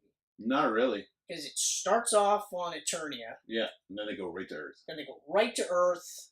You get... For what? Like, for what was the reason they went to Earth? You get Courtney Cox, you get her keyboard-playing boyfriend. But you see my point? Like, if you rewatch the movie, I guarantee you will rewatch and go, oh, that's why they went to Earth. That's stupid. Right? Okay. So, Dolph Lundgren is cast as He-Man, and only He-Man, because he's not Prince Adam. Prince Adam. Yeah. That's right. For obvious reasons, we don't get Battle Cat. Yep. Which I get. We don't get Orville? No, you get that other little dwarfy dude. Yeah, we get... What started with a W? What was his name? Warwick Davis is the actor. Did Warwick Davis play that guy? I feel like it was another actor. Really? Yeah. Either way. Either way. You get this weird little guy with like crazy orange Wolverine hair. Was it Frank Langella as... Yeah, he was a great Skeletor. His Skeletor was creepy. Visually really cool, but again... super different. Because, exactly. I mean, okay, like, I know they're based off toys, so Skeletor being this jacked fucking... Yeah. You know. Yeah. His Skeletor looked really cool, but I mean, even in the updated TV show, Skeletor is pretty jacked. Mm-hmm. You know? Oh, yeah. So it's not like... That's a tough one. That's a really tough one, because, I mean, I'm all for maybe changing the way Skeletor looks, so he's a little bit more like Mum-Ra. Mm-hmm. You know what I mean? Like, but not when he calls upon the ancient spirits. Warner Brothers, you want to make a Thundercats movie? Call me up. Yeah. Oh my God, do it.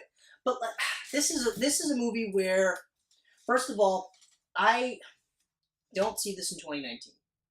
I don't see it in 2019 either. I also don't see it in 2020. They had the right idea with the December release date, though. Yes. They don't have the right idea with it being 2 days away from Star Wars. No. That's just murder. That's the dumbest thing ever. That's just... So this won't happen. If it happens, it'll be 2019, and then maybe I'll reserve judgment. But right now, first of all, were you really saying to yourself, you know what we need is a Masters of the Universe movie? I never really said that, but when they announced it, I was excited. But I was never the hugest Masters of the Universe fan, so then maybe that's why. Because like even as a kid with the cartoons, like I watched them and I had the toys because everyone had the toys. I had all of it. But like, and I watched the movie, but it was kind of the same thing. Like I liked the movie when I was a kid. I liked the movie because it was cool and I was mining a Star Wars vibe or whatever. It was all right. But like now, I'm just like I would rather have a Thundercats movie over a He-Man thing. But I think that's kind of where we are as kids because like, if you were born in the 80s, you were either a Thundercats kid or you were a He-Man kid. You were rarely both. Yeah, and if you were a Thundercats kid, you were in the smaller group. That's right. Definitely in the smaller group. Because, like, if you had, like, certain channels, then you watched He-Man. Yeah. But if you didn't have certain channels, then you watched Thundercats. Right. I never had He-Man. We had 2 and 4, channel 2 and 4. Yeah. We didn't have He-Man. Nope. I had a couple cassettes that my aunt recorded on her cable box or satellite. Yes. Here's some He-Man episodes. That was my He-Man. I watched a couple of episodes. I remember a couple episodes of He-Man in like Brandon. Mm-hmm. But then when we moved to Thunder Bay, then it was Thundercats. Yeah, all you have is Thundercats. And you had your selection of cartoons. I loved Thundercats. Yeah. Like even now, like when they updated Thundercats, I was like, oh man, this is gonna be great. And I largely liked it. It was a pretty good reboot. You know? But He-Man, the updated He-Man was really good. Yeah. I'll give them that. It was really good because it was kind of like I said with Young Justice and those cartoons where it was like, young adults. Like, it was for kids, but it wasn't completely for kids. That kind of thing. And visually, like, they updated a lot of the stuff, so it looked really cool. It sounded really cool, but it was all in Eternia. Mm-hmm. Yeah, exactly. You know, they didn't go to Earth. I mean, if they let this one breathe, if they give it another year, it's got potential. Mm-hmm. It does have potential. I mean, it's going to be visually striking. I just want to hear an orchestra do the theme song.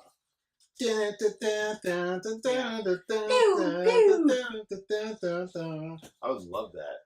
Oh man, what does he say when he changes into He-Man? Does he even say anything? Yeah, no, he does the speech. That's right. He has a speech.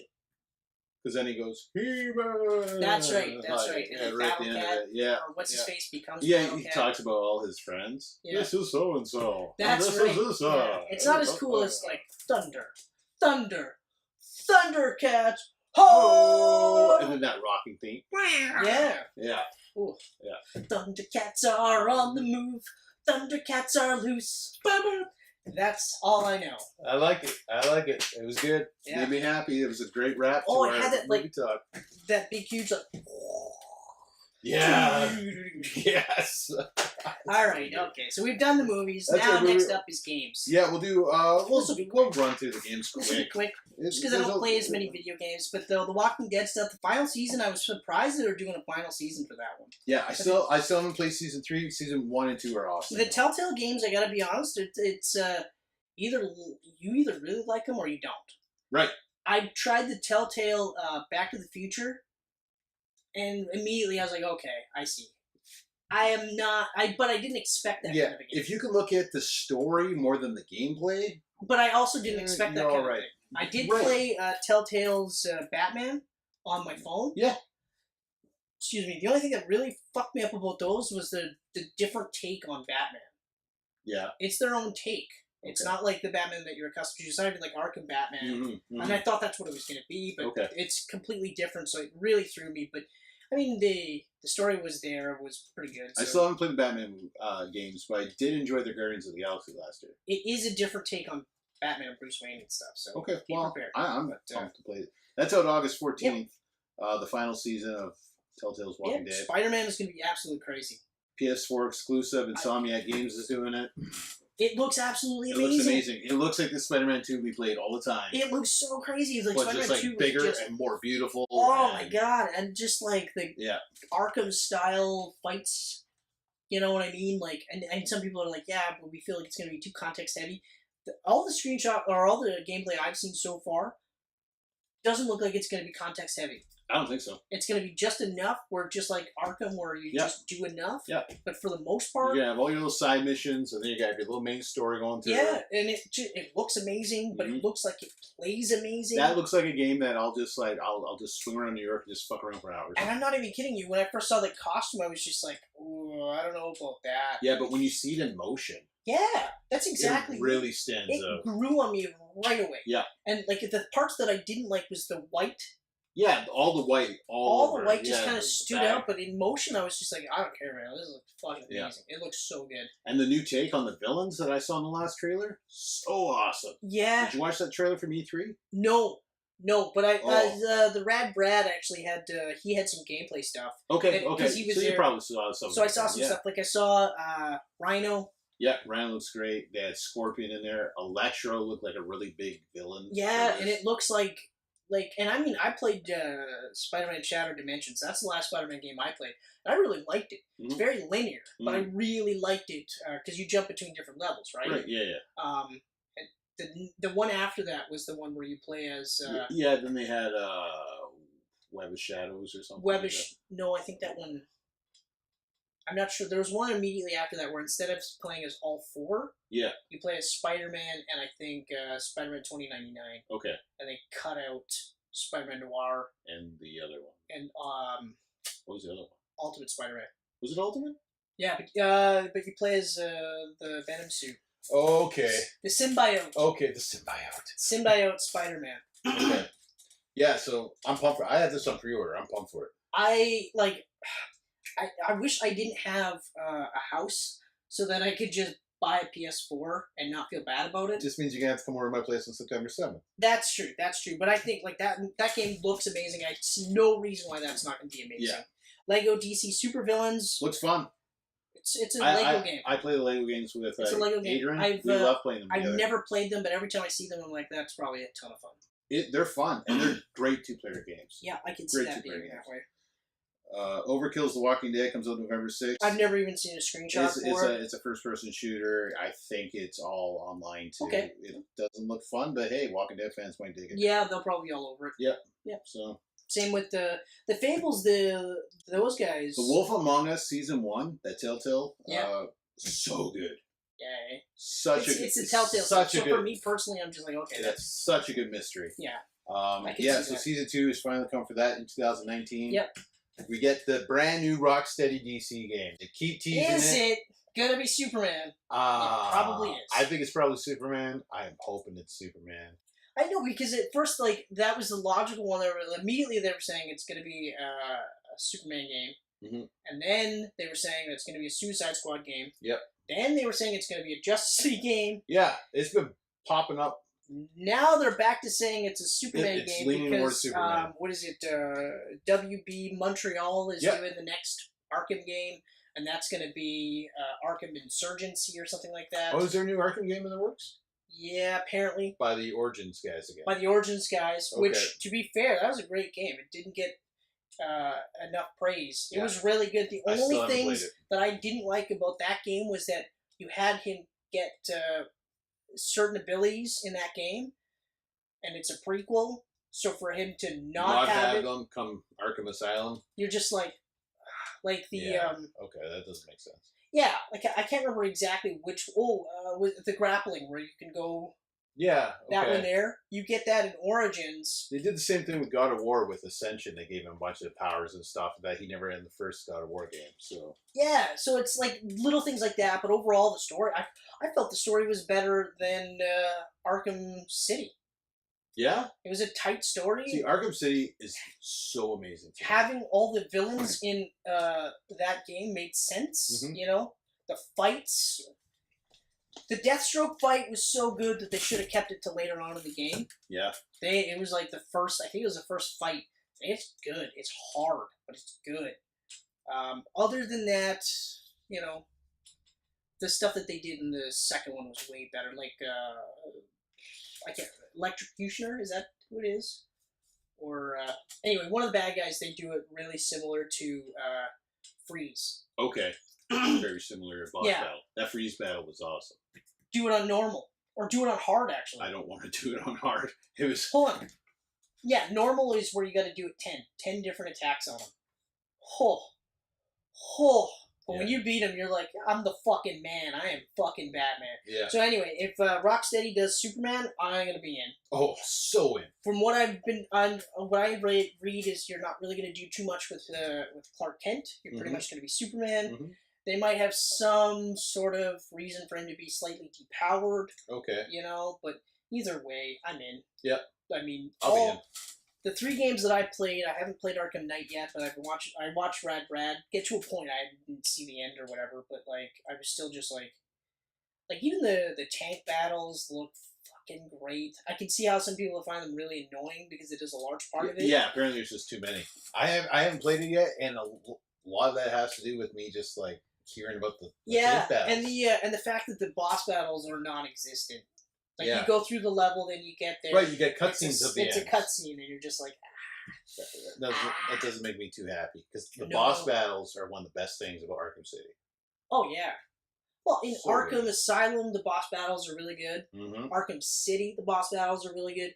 In Arkham Origins, some of the boss battles are really good. Like, the boss battle with Bane is really good. The boss battle with Firefly is really good. The boss battle with Deathstroke, like I said, is really good. Some of the secret missions aren't the greatest, though. Like, they're kind of retreads. The one that I'm trying to think of, I want to say... Oh, it was Deadshot. Deadshot. It was a really poor version of Dr. Freeze.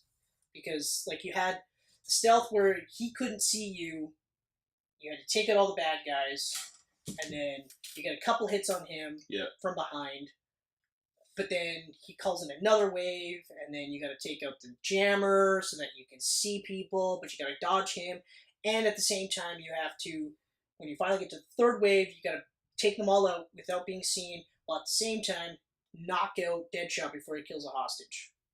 So it's a really long, dragged out that battle. sounds very long, and yeah. it's tedious, and it's just like, and especially because I had come off of beating the actual harder version of Mr. Freeze, and just being like, oof, because like that one is like you have to hit him from behind from a grappling point, you gotta hit him from above, you gotta sneak attack, you gotta electrocute him, you gotta from below blow him up, you gotta, you know, like all these different things, and I remember just being like, holy fuck, I actually had to Google the ending, like I had to Google how to do it. That was a suspenseful fight, like, when I beat him, I was just like, the first time you beat him is great. When you beat him at the 10, you're just like, and when I Googled, I was like, I gotta do this 10 times? It's gotta be different every time? Oh! Yeah. That was so good. Yeah. So good. So super pumped about that one. Yeah, and finally, me too. Square Enix Avengers product was actually supposed to be, Spider-Man is tied into this. Apparently they're doing like an MCU with the games. Yeah, so like the fact that Spider-Man, he's an older Spider-Man, and they're doing their own take, because like, MJ is the reporter, which is kind of like Ultimate, you know, and he's doing his own thing. So I need to see more of this. Square Enix, I'm pumped for because I love their. They haven't really shown anything. No, they haven't talked about anything. At this rate, I wouldn't be surprised if this ends up on the PS5. Yeah, and that's part of it. And Square Enix, like generally, some of the greatest RPGs I've ever played were Square Enix, but. At the same time, I mean, I haven't played Final Fantasy 15, and I don't know if I'd like that, because I feel like that one's too open world. Yeah, it's open world. I tried it for a few hours. It's an open world with a story. Yeah. I mean, I don't know. And I liked Final Fantasy 12, and that was an open world. They have the developers of the Deus Ex games on here, the new ones. Which I've never played. I've never played any of those games. Amazing. Okay. Amazing. Human Revolution is so damn good. Oh, okay. And the developers of the Tomb Raider reboot. Tomb Raider reboot was great. Yeah. Like I have yet to play the second one because it was just now released on the PS4. Yeah. I don't have the PS4, but soon enough. So. And then of course Shadow of the Tomb Raider. That's coming, but that is WB Montreal. Interesting. Yep. Because Crystal Dynamics is busy with the Avengers project. Ah, okay. So, well, to be fair, WB Montreal did really good with Arkham Origins. So, and I mean, the template is so good. Or is it not? No, WB Montreal. It's a Montreal team, though. Okay. Might be WB. I don't know. Either way. That's the games. There's not much coming for superhero games. We excluded mobile games. Because, well, yeah. Obviously, I don't even play any of the superhero games. There's going to be a lot of mobile games, obviously. I don't play any of the mobile games for superheroes. I don't play games, period, on my mobile. I do. I got Rise of Burke. You still playing that? Yeah. Man, you must have a high level now. Yep. You were playing that like 2 years ago.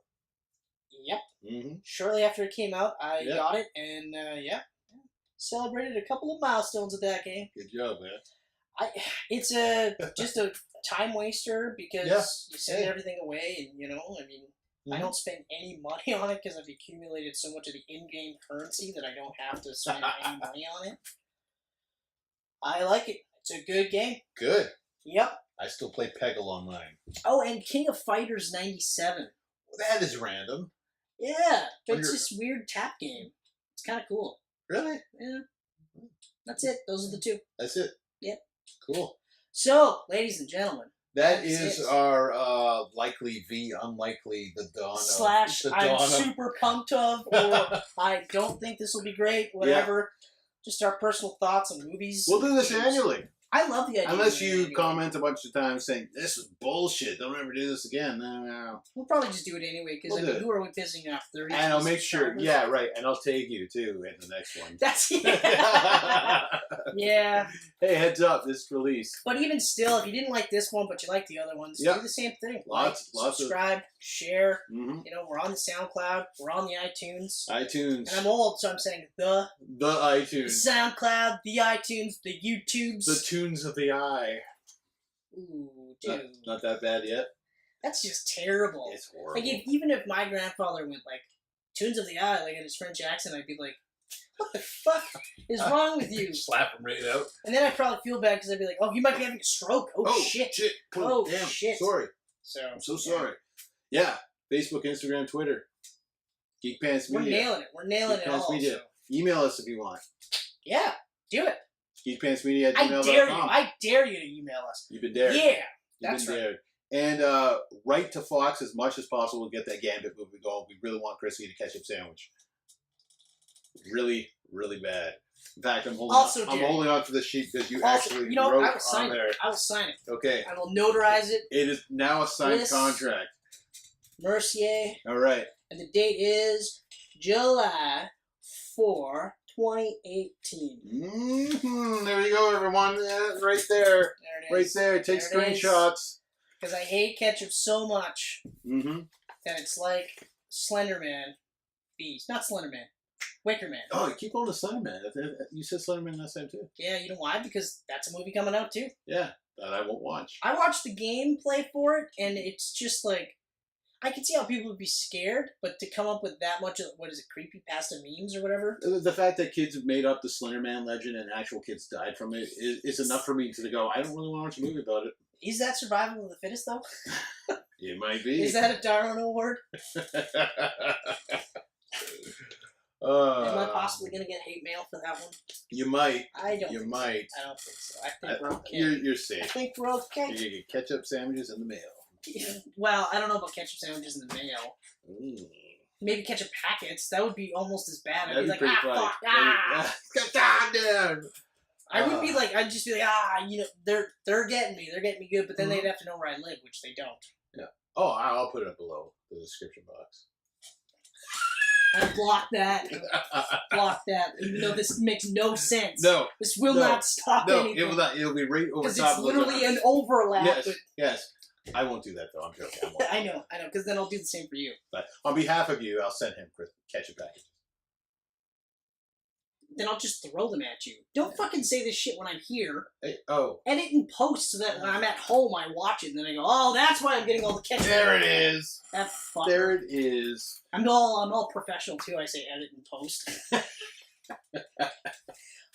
Oh man, We'll clean that up in post. We got nothing to worry We'll get about. the editor in on that. Yeah, this is pre. Mm-hmm. Finished copies post. Mm-hmm. I know my shit. Mm-hmm. Ladies and gentlemen, Geek Pants Camcast. I don't know. Is that really how you're gonna end it? I don't think so. No, I think no. You gonna turn around to a big reveal? Geek Pants.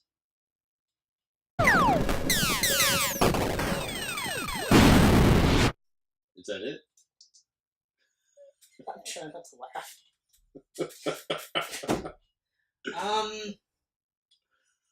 I think that's it. Take three. I got nothing else here. Well, why don't you end it? I'm always ending it. Why don't you end it? Hey everyone, I'm not wearing my geek pants. I'm naked. Well, I'm done. That's it. Okay. Over. No, well, now you're wearing your pants. No! You are wearing your geek pants. These pancakes are delicious.